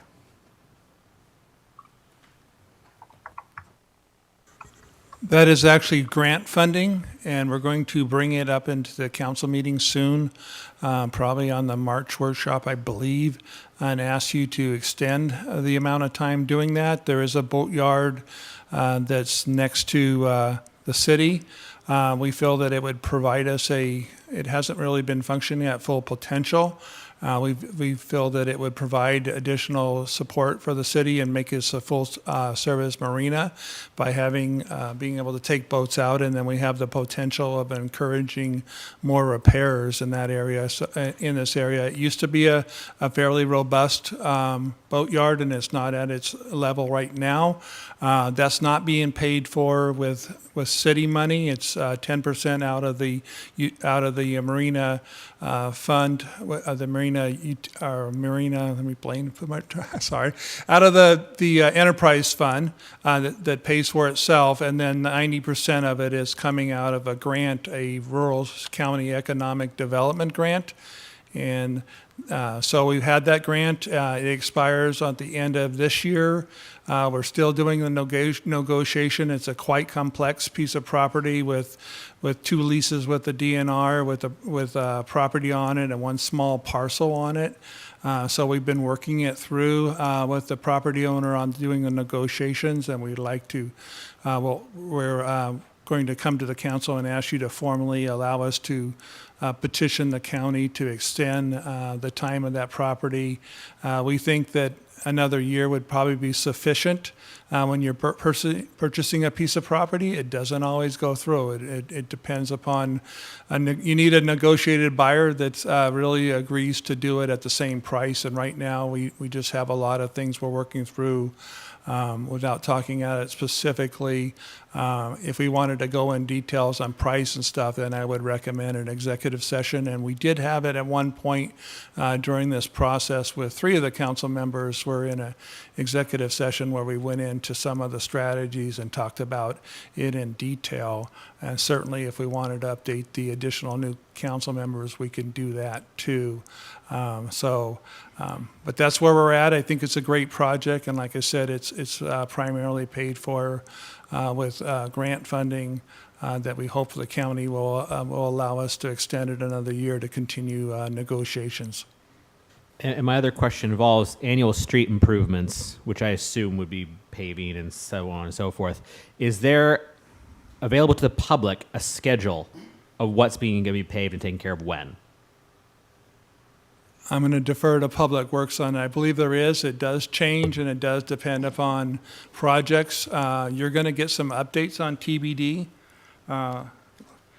later on upcoming, I believe that's on the agenda for the, Julie's looking at me, for our workshop. So you're going to get some updates on that, and they're going to talk about scheduling.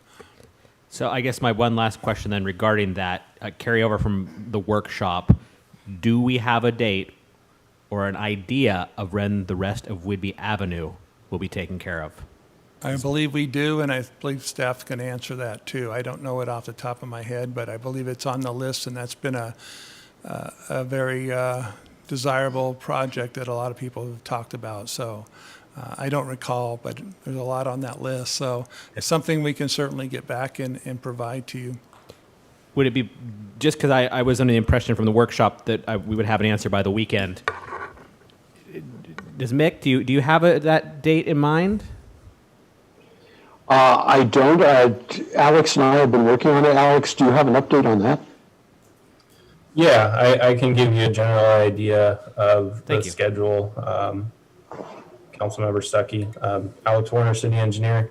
I don't have a detailed schedule laid out yet, but for Whidbey Avenue specifically, the West Whidbey section from Fairhaven down to Oak Harbor has significant utility work that needs to be done, including replacing a AC water main and potentially some storm drain lines that need to be installed. So we need to do that work first.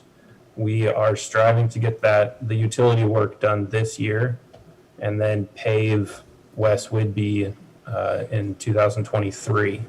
For the paving this year, that will be happening this summer, we will be paving the section of Whidbey from SR20 to Midway. And that is because that section does not have the utility issues that need to be addressed for the other side of Whidbey. So as you saw last year, we paved a small section of Whidbey from SR20 to Oak Harbor, and we're looking to continue doing a piece of Whidbey each year. Thank you. And if possible, I think we would all look forward to seeing the schedule at some point when it's a little more up to completion. Thank you. Yep.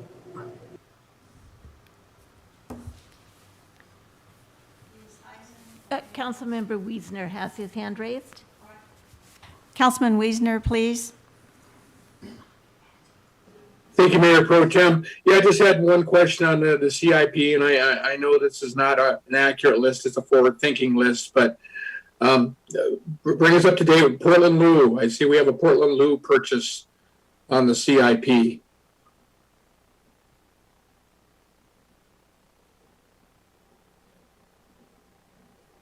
That we are having not success with those guys. I don't see that Don Crawford's on the meeting. I can try to speak to it. Yeah, that's fine, Alex. I just want to, I realize it's not an accurate document, but if we're forward thinking and we're still forward thinking about Portland Loo's, I'd kind of like to know what we're forward thinking about Portland Loo purchases for. Sure, Councilmember Wiesner. We have 2 Portland Loos that are currently sitting up here at Public Works. I believe that project is to install them. So the plan is to install them at Flintstone Park to replace the restrooms that are currently at Flintstone. Okay, so that's the budget for the installation of the ones we have it. Okay, thank you very much.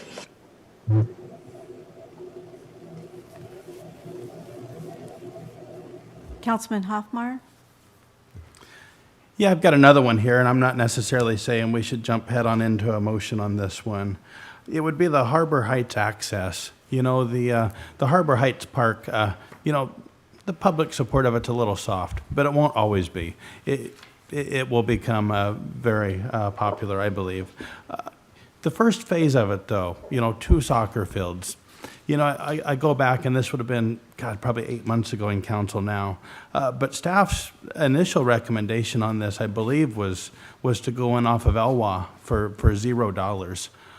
With where the economy is right this second, I would struggle to spend 3.4 million, I believe it is, to go in off of Heller. So that's where I would kind of fall on that. So hopefully this is something that we can talk about, I guess. And I don't know if staff has any updates on that. The LWA, v. Northeast 16th, et cetera. We have that. Go ahead, Mick. Oh, good. Well, we are looking at one of the issues and for those council members that weren't here when we discussed this a few months ago, was that the internal road, this is the first phase we're building, and the internal road is not expected to be constructed for several years, the primitive one that would access to those 2 soccer fields that are under design right now. So as an interim, what had been discussed internally and presented to the council in concept, it was, could we put in temporary gravel roads, which would then make it economically feasible so that when we do have the funding to expand to the next phase of the project, we could build the road in, the internal park road, to access the additional fields plus the ones we are currently under design for. So that action earlier we had talked about the gravel roads, the Community Development Services working through the Planning Commission. And if that does get approved, that is going to change economically the feasibility of taking an access off something other than what the last approval from the council was Gun Club Road, and would make either the 16th feasible or LWA as well could be a feasible project with the internal road being constructed as a temporary gravel. So to follow up a little bit with a little bit more history from Mick, he came in here with the direction from council to take off LWA out an option. So that's what we're proceeding with that. Certainly new council could provide direction, but with a clear direction we had in the past was to take that off as even temporary for the first phase. But certainly you're right, that's the reason it was cheaper, a lower cost, and that was the original plan that staff and I think our city engineer, Alex, is very up on that issue. But it was very clear that they didn't want us to, council didn't want us to do that and look at other options. That's why we went to Gun Club Road. We started getting a cost on that, and then we thought, well, if we're going to do this for the same amount of money, we can jump over to Heller and do the entrance that way. So there was always we were calculating the cost when council designated gun club, but now we have a more solid number on it, and so it's considerably the same price, $3.1 million, I believe, is the estimated cost of either the Heller, coming in from Heller, or refurbishing and upgrading Gun Club Road. So it makes, certainly if you want to revisit, but we need a new direction from council if you want to go in that direction.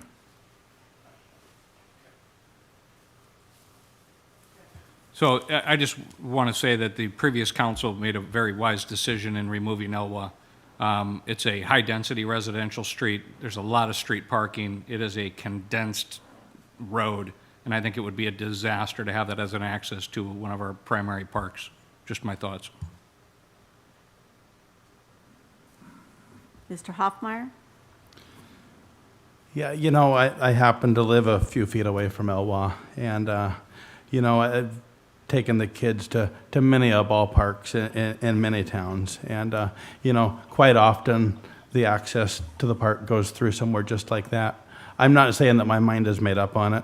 However, there are, 4 new council members sitting here, and all I'm asking is it possible for staff to put Elwha back in as an option for council to look at? We sure can. Yep, I think Mick's got that, so he'll be prepared to talk about that. If I may, before we waste the staff's time, why don't we, I'd ask you to make a motion and see if the council agrees before we have the staff go and put it back on. And they may. Mr. Marshall? Thank you, Mayor Pro Tem. Is this, if I remember correctly, Mr. Oborn, this is one topic that we have gotten a tremendous amount of public impact or input on. Is that correct? Oh, yeah, we've had a lot of impact on it. You were on the Plan Commission where we took it through, and so we've done the comprehensive plan change to flip this property from industrial zoning, or industrial, and then we came back to what it is now, park, and then we turned around and did a zone change 2 on it. So we've got a lot of impact and a lot of input from neighbors around it. On the property, and Kat could speak to that. I think there was people that were against the Gun Club Road, and there was people against Catherine as another street. I don't recall anybody from the Elwha coming in through that process, but I could be wrong. We can verify that in doing some research on there. But certainly it's the council's policy decision, and we'll follow the council. But right now, like I said, the current we're going to follow the past decision, and the past decision was to take that off the table. And so certainly if council wants to put it on, that's your prerogative. Mayor Pro Tem, Councilmember Wiesner has his hand raised. Councilman Wiesner, please. Thank you, Mayor Pro Tem. Yeah, I was just going to say, I would think before we make that motion, we might want to sit back and revisit, some of the discussions that had been taking place. There's several discussions on the agendas, and there was quite a bit of public input that drove some of that decision. And, unless we want to go back out and start the whole public input process over again, we would kind of be reinventing the wheel. And certainly, if the rest of council decides to revisit that, I mean, that's certainly the prerogative, but I would hope that before we waste a whole bunch of staff's time and effort on it, that maybe the council might go back, look at some of those past comments and past input and past considerations before making that decision. Thank you. Thank you, Mr. Wiesner. I would like to add one comment, Mr. Warner. On the Portland Loos, the problem I remember from them is staff decided to install them themselves and not from the company we bought them from, and there ended up with some problems. I don't know how big they were or how small they were, but they thought it would save, and some things didn't go quite right because my perception was they didn't quite know how to install them. So if we're going to install them, I hope we can get a manual or something, but I'm just trying to recall some of the conversation that would be closely looked at, but I hope we can get those two loos that have been sitting there forever installed. And I believe Mr. Obarn has a comment on that. I could be wrong too. We're both guessing here with history, but it recollects to me that it was done by the contractor, Hoffman, or a subcontractor. On that, there was a bid to do repairs on it, and I think that's what you were doing on it, and they had the option of paying some large amount of money to do a repairs, and I think that's what we decided to do in-house and just kind of dinker around. But I believe the initial thing was done by the contractor. There's a question of whether it was done correctly or not, and I guess that's subject to opinion, so, yeah. Let's get a manual. I want them installed, but let's get a manual. They're paid for. They've been sitting there. Okay, Yeah. Thank you, Mr. Obarn. I appreciate it. Mr. Hoffman. I move that staff add LWA back as an option on the Harbor Heights access and present council with the already existing information on this. Is there a second to that motion?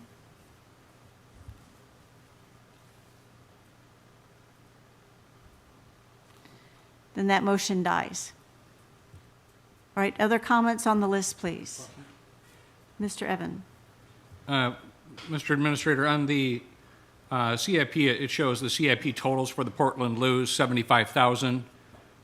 Spent to date, as of 12/31/2021, 219,000. Am I reading that right? Yeah, that's the purchase.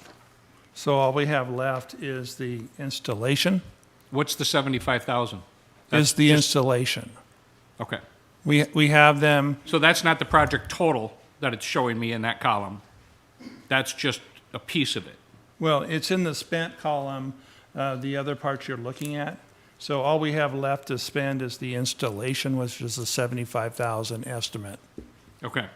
And we have that slated for 2023. I guess what I'm asking is, in reading this document, it's showing me CIP totals for all these different projects. Is that the total amount of the project, or is that just the total amount outstanding? Usually we keep it in the total amount of the project, and we kind of keep in there the historical previously spent because it's all together. So the project was buying the Portland Loos and installing them. Okay, so the way I'm looking at this is it makes it look in the list that 75,000 would be the total amount for the project, and that we've spent 219,000. Well, when you look at it from the budget numbers, you have to go back, and I'm looking at Yeah, it I'm for looking the. at that as well. Yeah, you're looking at the budget numbers, and that's only talking about what we're going to spend. When you go back to the project itself, that's the sheet I'm looking at. Yep. I can see the prior expenditures Right. in prior years, Okay, so. thank you for the Yeah, clarification. yeah, sometimes it gets confusing, good It's point. all over, yes. Yeah. Mr. Stuckey, please. We seem to be bouncing all over, and that's just the way it goes sometimes. What Councilmember Hoffmeyer was saying has merit. Would it be possible, because I want to make it easy on us, the data that's been collected, because I don't want to put staff on doing a bunch of work until we know. You said there was a lot of data of, feedback we had gotten from the community regarding the road that was being chosen, the direction we were going. Can that data be emailed to us? It's all on public. If you went through and looked at the times that we talked about it, Okay. it should be all there on all the data. And CAC, you probably were more instrumental, and I think actually Alex too, excuse me, on the discussion, but it's all public meetings. So the information in the packet material should be out there. Just to make it easier for me, somebody who may know better, can they just email me the dates? Because I'd be happy to look at it. I mean, I'm not fully opposed to what Hoffmeyer's saying. I'd like to look at the data myself before directing staff to take up their time. Yeah. So We can thank you. try to. Dwayne, we can provide the data from the packet. It's a SurveyMonkey results information packet. That would be great if you don't mind emailing that. I'd just like to see that because, again, I don't want to do work that's already been done. I like what Hoffmeyer's saying, but I don't want people to redo the data that's already been there. I want to read it for myself, and I have not done that. So We can go ahead and provide that to the whole council then? I appreciate it. Okay. Sabrina or Mr. Oborn, could you include the Planning Commission, because they had picked Gun Club Road, and the Park Commission had also recommended Gun Club Road. So put all of it in, please. Thank you. Okay. All right, any other items people are concerned with is? Mayor Pro Tem, Councilmember Heisen has her hand raised. All right, Councilman Heisman, please. Thank you. I'm going to bounce back to the Portland Loo and ask why they're not slated for installation until 2023. Is that what I just heard? Yes, Councilmember Heisen, that is a, workload and prioritization. We chose to move that from 22 out to 23. And are the restrooms currently at Flintstone functional? I don't know the status of the availability of the restrooms. I believe they're functional, but there were some vandalism issues going on down there. I believe our police chief is here and can probably speak to that best, if he's still on. I don't see him on the Okay. list. All right, there was some. Well, I can try. Go ahead, Mick, you can take a shot at it. Apologize for the interruption. Yeah, there was some vandalism going on in that area and some undesirable activities. We were having some issues trying to keep them maintained. And so right now, temporarily, there's been an effort to keep them closed. And the activity has definitely diminished, mostly moved away. We're going to keep it under observation with the police department, monitoring the area for the next few weeks, and then make a determination to go ahead and do some repairs and get them open again. The intent is we plan on having it open up by this spring. Okay, that's my concern. We cannot have no restroom options at the park. That's not an acceptable option. So as long as something is functioning down there, then I'm okay with that. Thank you. Mr. Machin, I'll add on, is there any asbestos in that old restroom that's left remaining? We haven't done a test on that, and we just finished doing testing. We have an open contract right now, so it wouldn't be difficult for us to go ahead and run asbestos tests on that. And have we assigned any money to the demolition of those restrooms in order to have the Portland Loos installed? No, at this time, the best of my knowledge, we are just in a planning stage. We do have a concept layout that we worked with the Parks, Don, on to figure out where we could place those. But again, due to limited resources at the time, we haven't proceeded with that. Okay, seems like if those were where the restrooms were and the loos are supposed to replace them or at least put one there, that we would have to have the demolition done first before one of them or both of them are installed in that area to spread them out, unless there's a reason that they don't want them that close to the parking lot. But kind of seems like you have to have it all figured in. I apologize for interrupting. We do have a site that's been identified that would allow the existing restrooms to continue to operate until we get the Portland Loos in, and then the demolition would take place. At least right now, that's the initial plan. Okay, thank you. Right, any other items? I can't see between Wiesner and Heisen at this time. Councilmember Heisen's hand is raised, Mayor Pro Tem. All right, I'll let her finish then. I'm sorry if I interrupted you, Tara. No, you didn't. I accidentally left my hand up. I'm done. Thank you. Okay, then, in Chambers, Mr. Hoffman.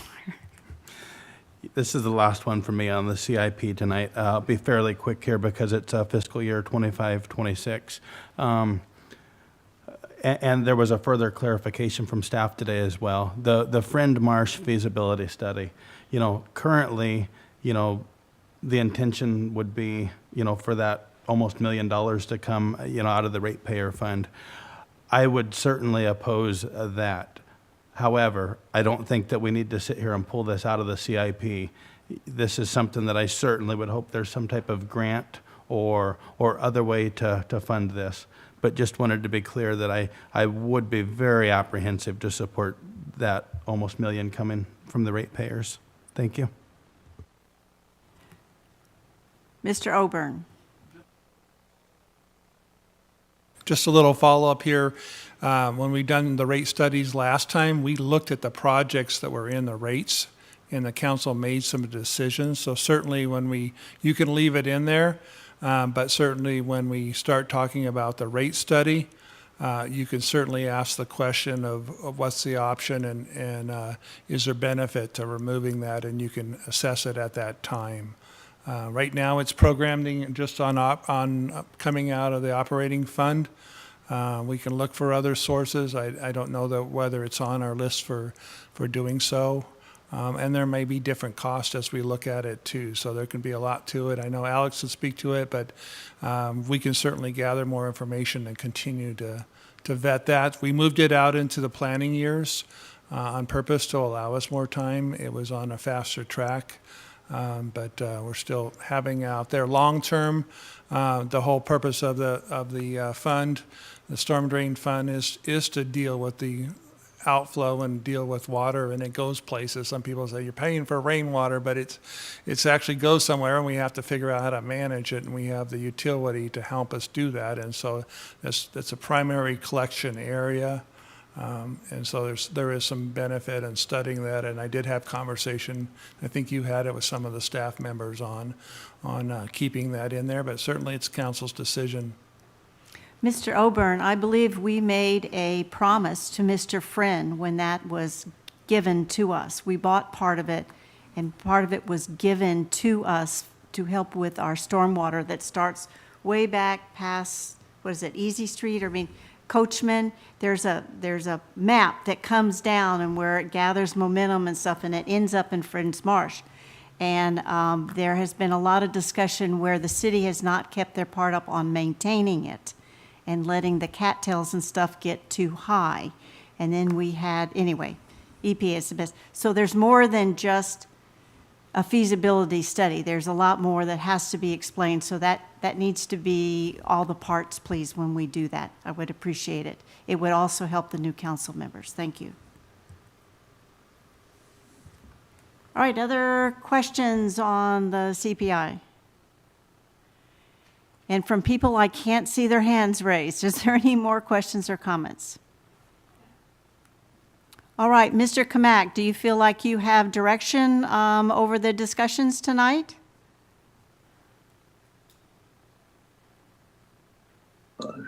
Sorry. Thank you, Mayor Pro Tem. I do. I think we have had a good discussion on a lot of projects. We have some follow-up corrections and changes to make. We'll do the amendments that we can between now and March 15th, and we'll bring forward a document, an amended document that has some of your updates.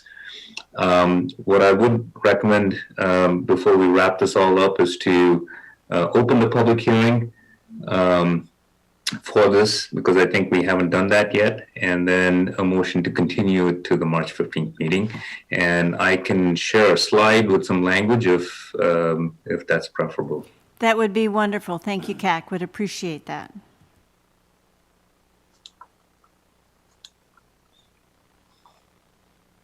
So I'm asking council to read the recommended action on the slide so that we can continue this at the March 15th meeting. I'm open to someone to make the motion.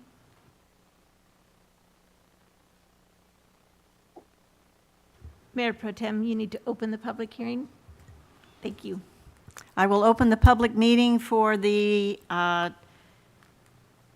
2022-2027 CPI list. Are there any comments from the public at this time? Mayor Pro Tem, we received no comments from the public on this item. All right, I would appreciate a motion from council then to forward this. Mr. Hoffmeyer. I move that we continue the public hearing to March 15th, city council meeting. Is there a second? Second. Thank you, Mr. Stuckey. We have a motion from Mr. Hoffmeyer to move the public open meeting on the CPI list until the March 15th meeting, and a second by Mr. Stuckey. All in favor, please raise your hand. All opposed? Mayor Pro Tem, that is unanimous. All right, thank you very much. All right, now we will go back to item A, which is, geez, find the right page. Ordinance number 1944, amendment number 6, 2021-2022 biennial budget with our finance director, Mr. David Goldman, please. Thank you. Being that there were some changes to be made, and this budget amendment ties directly into the capital improvement plan, I would recommend making a motion to, one, open the public hearing and then continue the meeting until March 15th. Thank you. I will officially open the public hearing for the ordinance 1944, amendment number 6, 2021-2022 biennial budget. Have we received any comments from the public? I don't see anyone in the audience at this time. Mayor Pro Tem, we received no comments from the public on this item. All right, I would appreciate a motion from council to continue this public meeting until the 15th. I believe there's a motion in your packet. It's real simple, just motion to, just that, I mean, you can put the date in there. I'd like to make a motion to continue the public hearing until March 15th, 2022. Is there a second? Second. Thank you. We have a motion by Mr. Suckey to continue the public hearing until the 15th of March, and a second by Mr. Hoffmeyer. All in favor, please raise your hand. All opposed? Mayor Pro Tem, that is unanimous in favor. Thank you.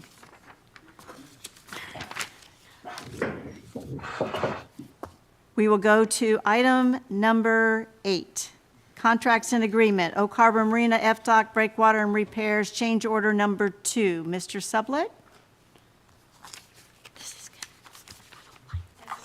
Mayor Pro Tem, this is Brett Arvidsson. I'm doing the presentation on this one. Thank you.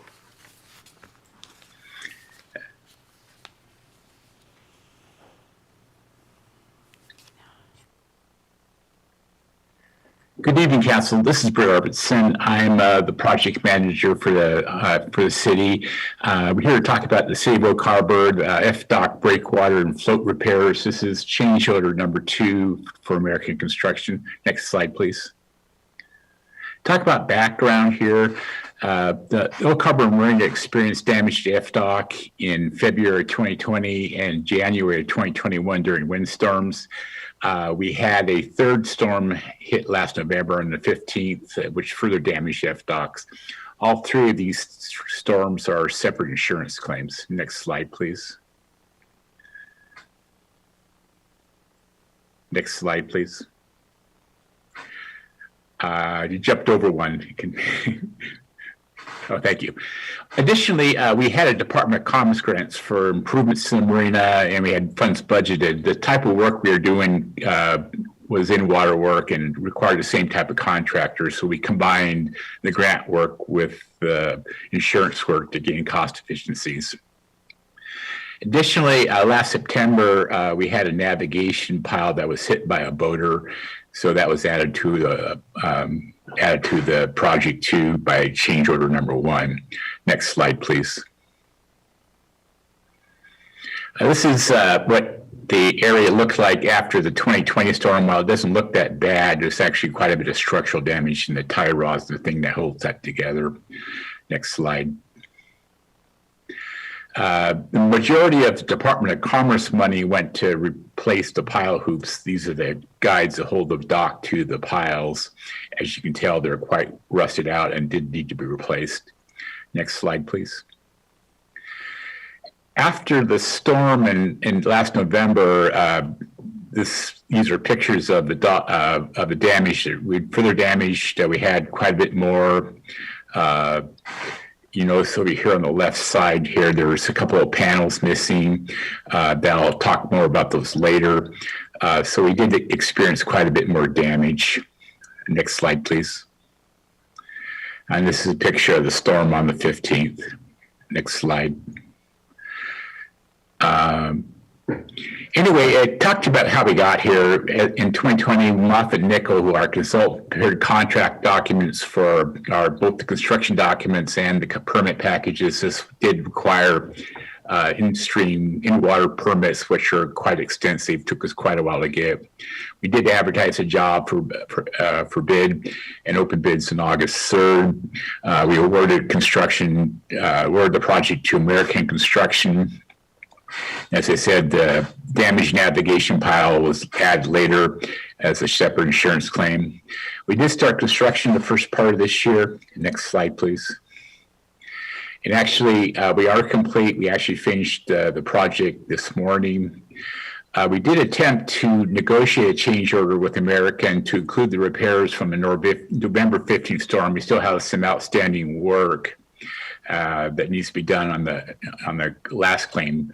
But the insurance company has some cost concerns, and our big issue was the fact that it would require us to extend the project for another 2 to 3 months, and the state wouldn't allow us to. The in-water window was closed, so while they gave us minor extensions, they wouldn't give us 3 months. So anyway, most of the most recent storm damage was not included except for some panel replacements, and that's where I'll talk about more later. Those panels are structural items for the dock, and we felt getting them replaced was necessary, so we moved ahead with those. Next slide, please. There's some pictures of the construction. That's the crane that was down there working. Here's a couple of the workers actually installing the new pile hoops. They are a vast improvement over the ones we've had in the past, so we're hoping they're going to stand up a lot better also. Next slide, please. So anyway, we're talking about change in order number 2 is, as I said, during the November 15th storm, several panels fell off and sank in the harbor. We'd had that happen in the past, and we had a previous claim 3 or 4 years ago, and that panel sank. So we sort of anticipated just going down and finding them. But when we sent the divers down, we couldn't find them. We think the storm, they were probably more nutrient buoyant in storms. So we had to build 2 panels. So that was part of the cost. And then also installing the pile hoops. The dock was built in 2 sections. So we found on the southern section, the connections differed quite a bit from the plans and from the other piles. So this would change the conditions. So we had to make some modifications to do that. Next slide, please. So anyway, the panel replacement will be covered by the insurance settlement. That's part of the damage we have there, and the pile hoop modifications will be covered by the Department of Commerce grant. We still have money left over. We had some money prepared for those type of contingencies. Next slide, please. So anyway, now we have a recommendation. It's recommended that City Council authorize the mayor to sign change order number 2 with American Construction, increasing the contract amount by $58,990.47 to a total contract amount of $807,227.20. Any questions? Ms. Lindsay, have we received any public comment for this? Mayor Pro Tem, we did not receive any public comment on this item. All right, now I can open it up to council. Mr. Evans. Just want to clarify, the $58,990.47 is all being reimbursed by insurance. Half of it's approximately half of it's insurance, and approximately half of it's the Department of Commerce grant. Thank you. Mr. Hoffmeyer.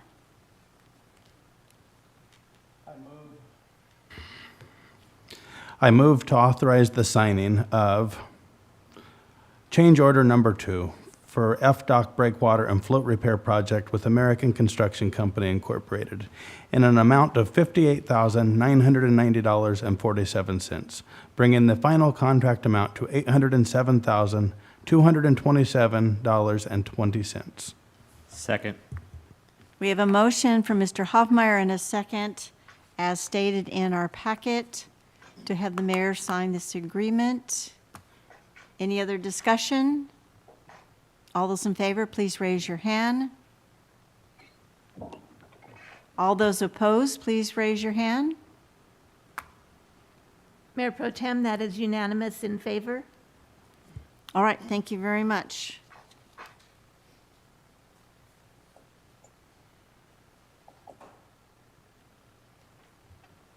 And number 8, please.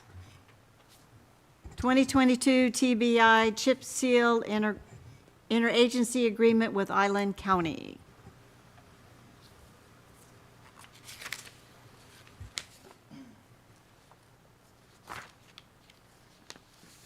And is Mr. Monken presenting this?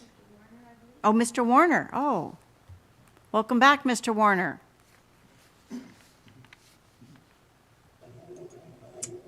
Thank you, Mayor Pro Tem. Just give me a minute here to get up to speed.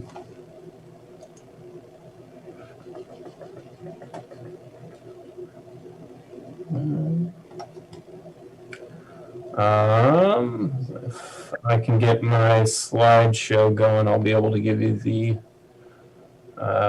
presentation. So, pardon the delay here. And I believe earlier there was a question about this project, and here we are, so.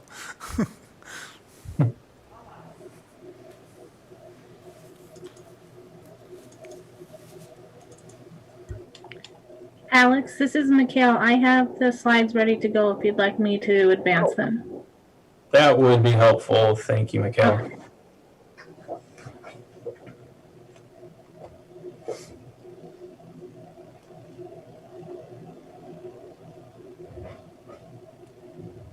All right, thank you, Mayor Pro Tem and Council. I have the 2022 TBD chip seals. This is the agreement with Island County to present to you today.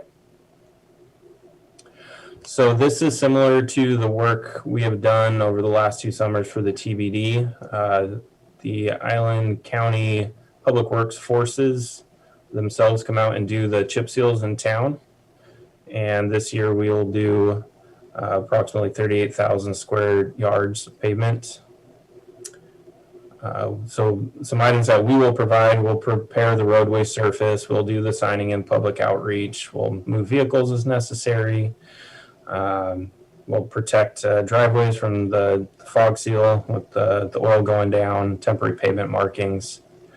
And they're looking to complete the work November 1st of this year, and it's not to exceed $221,000 for their effort. So these are the streets that will be chip sealed this summer. We have Ely Street, Jerome, O'Leary, Quaker, and Southeast 6th, and a couple segments of Dock Street. And this is in line with the approach we've taken of doing a focus of each quadrant of the city. So previously we did the Northwest and the Southwest, and this year is the Southeast. And just the background of the TBD, that was the Proposition 1 2019 that increased sales tax by 0.2%, and that supplies transportation improvement funding for local streets, and that can be used for roadway repairs, preservation, pedestrian bicycle access improvements. And annually, we've been receiving approximately $900,000 in revenue from that TBD. So I can take questions, or I'd like to recommend the motion as seen on the slide for council. Ms. Lindsay, have we received any public comment concerning this item? No, Mayor Pro Tem, we received no public comment from this item. All right, I will take questions from council, please. Mr. Stuckey.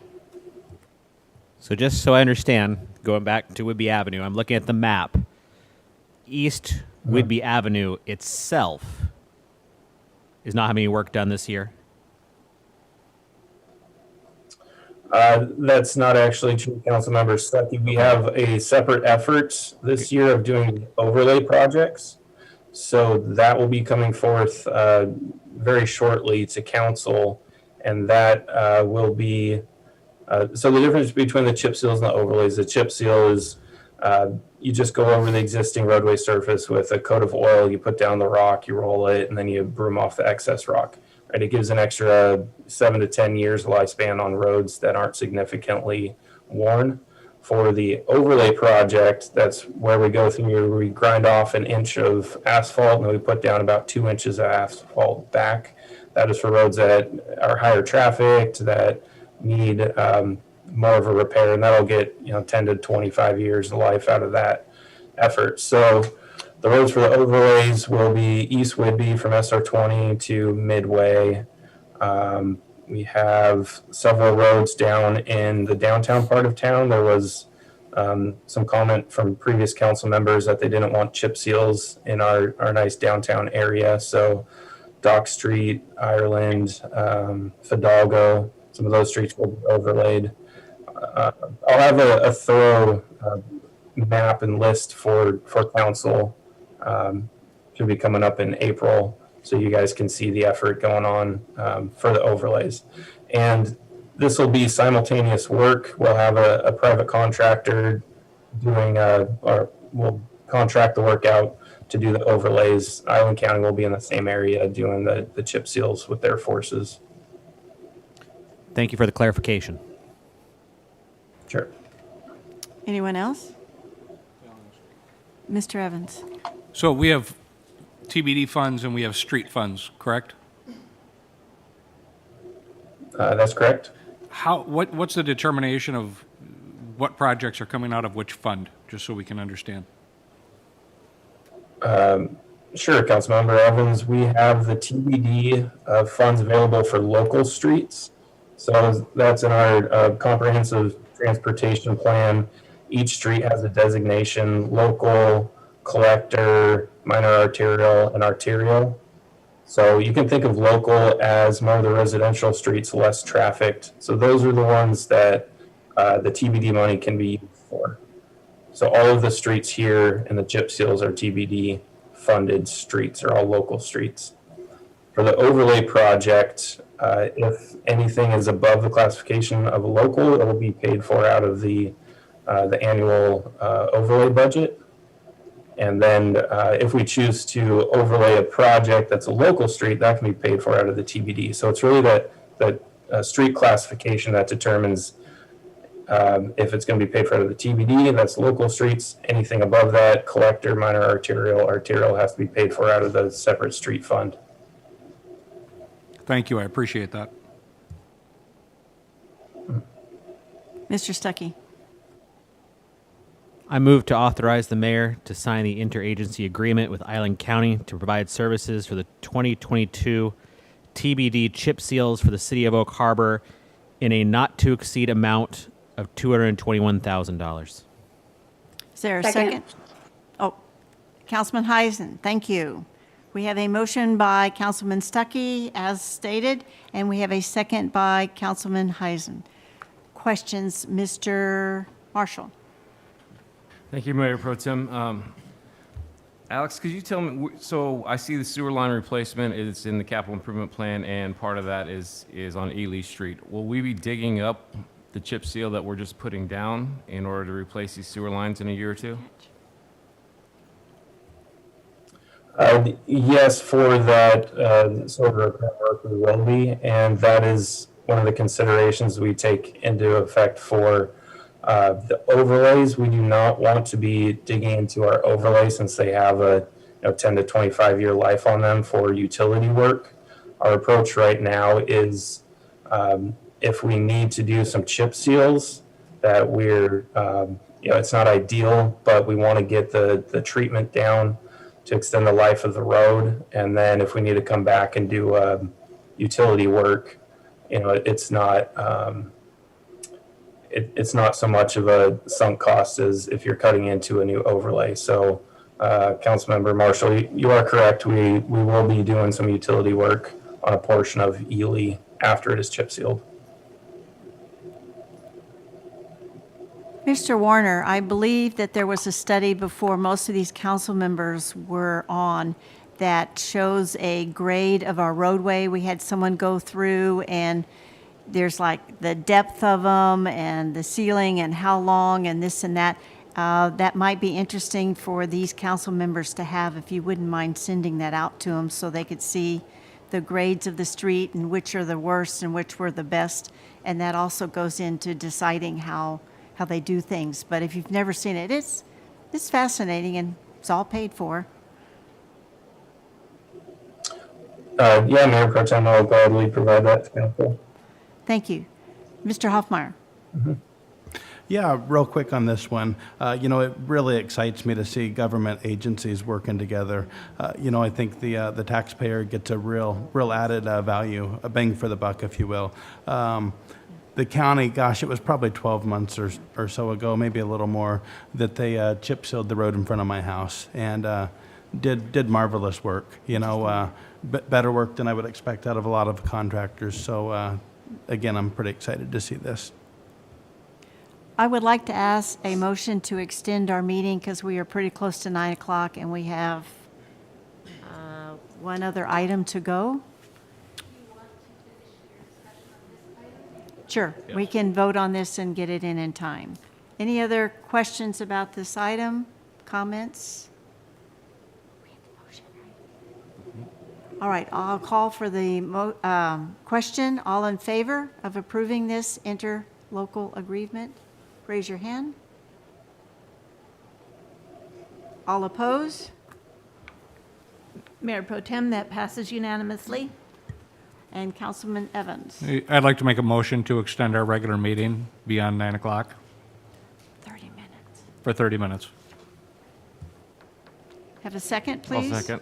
Thank you. We have a motion and a second to extend our meeting 30 minutes. All in favor, raise your hand, please. All opposed?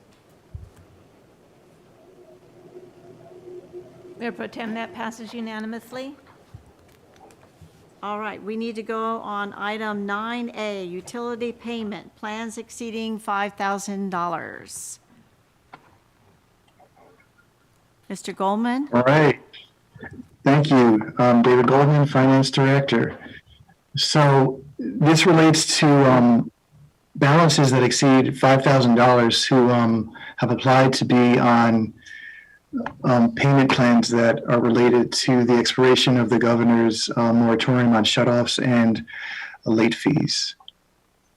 So on October 27th, 2021, the City Council directed staff to permit utility balance payment plans of up to 18 months, not to exceed $5,000.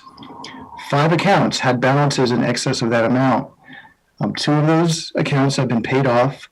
1 has been closed, and 2 have requested to enter into payment plans.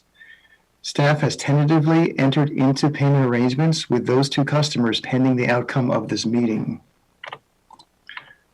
So just to give you a little overview of how things look on payment plans right now, back on February 4th, about 25% of the outstanding balances that were over $1,000 were in payment plans. And over the 2 weeks between February 4th and February 18th, our staff worked extremely hard, very diligently, and with our customers who were behind in their payments. And by the time the 2 weeks was over, they were able to get 82% of the amounts within a payment plan, and also draw down the outstanding balances as well. So the 2 payment plans that are the subject of the item tonight. Payment plan number 1, and there's more details in the backup regarding the properties as well. The total past due balance is about $5,700. The payment plan was for the maximum of 18 months, and the average payment amount, and payment amount is in addition to the regular bill as well. The average payment amount on that past due balance is $316.46. Payment plan number 2, the past due balance is $8,857.25. Again, that's 18 payments in the payment plan, and the average payment amount is $492.07. And those figures are as of February 14th when I pulled the data. So with that said, staff is available to field any questions you have, and I guess the floor is open for deliberation. But I did put 2 suggested motions up there. They're real simple, just motion to accept or reject payment plan number 1 and motion to accept or reject payment plan number 2. And there's more information regarding this in your backup. Thank you, Mr. Goldman. Ms. Lindsay, has there been any public comment on this item? No, Mayor Pro Tem, we received no comments from the public on this item. All right, I'm looking to council for questions or comments. Mr. Hoffmeyer? Yeah, I don't see why that these two wouldn't be afforded the same privileges of, paying this payment plan off. I think this is a good thing here to get this done.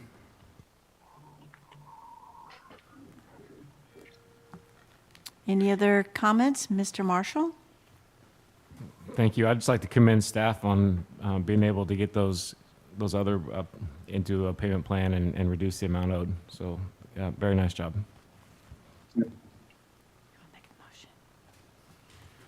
I'd like to make a motion to accept payment plan 1 regarding 1150 Southeast Dock Street. Is there a second? Mr. Hoffmeyer, second. Mr. Evans made the motion to accept payment plan 1, and Mr. Hoffmeyer seconded. All in favor, please raise your hand. All opposed? Mayor Pro Tem, we need to get Councilmember Wiesner's vote. There we are. Thank you, Councilmember Wiesner. Mayor Pro Tem, that passes unanimously.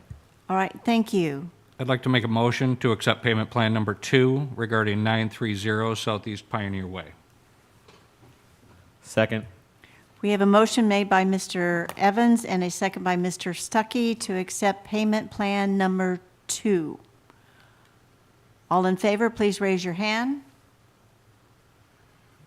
All opposed? Mayor Pro Tem, that carries unanimously. I don't see anything else on the agenda. Is there any other comments before we close? Mr. Evans. With the exciting news that the mask mandate is being lifted on March 12th, I'm not sure what the proper procedure would be, but I'd love to see this council meeting get back to normal with staff here in person, get rid of a lot of the technology problems that we've been having so we can conduct the city's business. Any other comments? Mr. Hoffmeyer.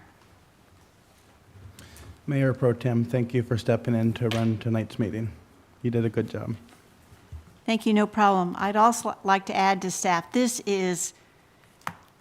get a gold star. Please put a gold star on their thing for the finance. I mean, this was hard for everyone, but we found a way to compromise and work something out, and everybody should feel good and have dignity. They did their best, and there were some circumstances, and this was great. So this was a wonderful thing for council and for the staff to achieve together. So I really want to say thank you very much. Mr. Oberg. One comment on the holding the meeting. I believe the electronic component broadcasting still continues. Yeah. All right, yes, we Mayor. need that option for people to be able to join in. Ms. Lindsay. Councilmember Heisen has her hand raised. All right, Ms. Heisen, take it away.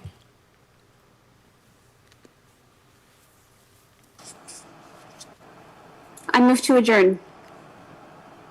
Do I have a second? Second. All in favor, raise your hand. All opposed?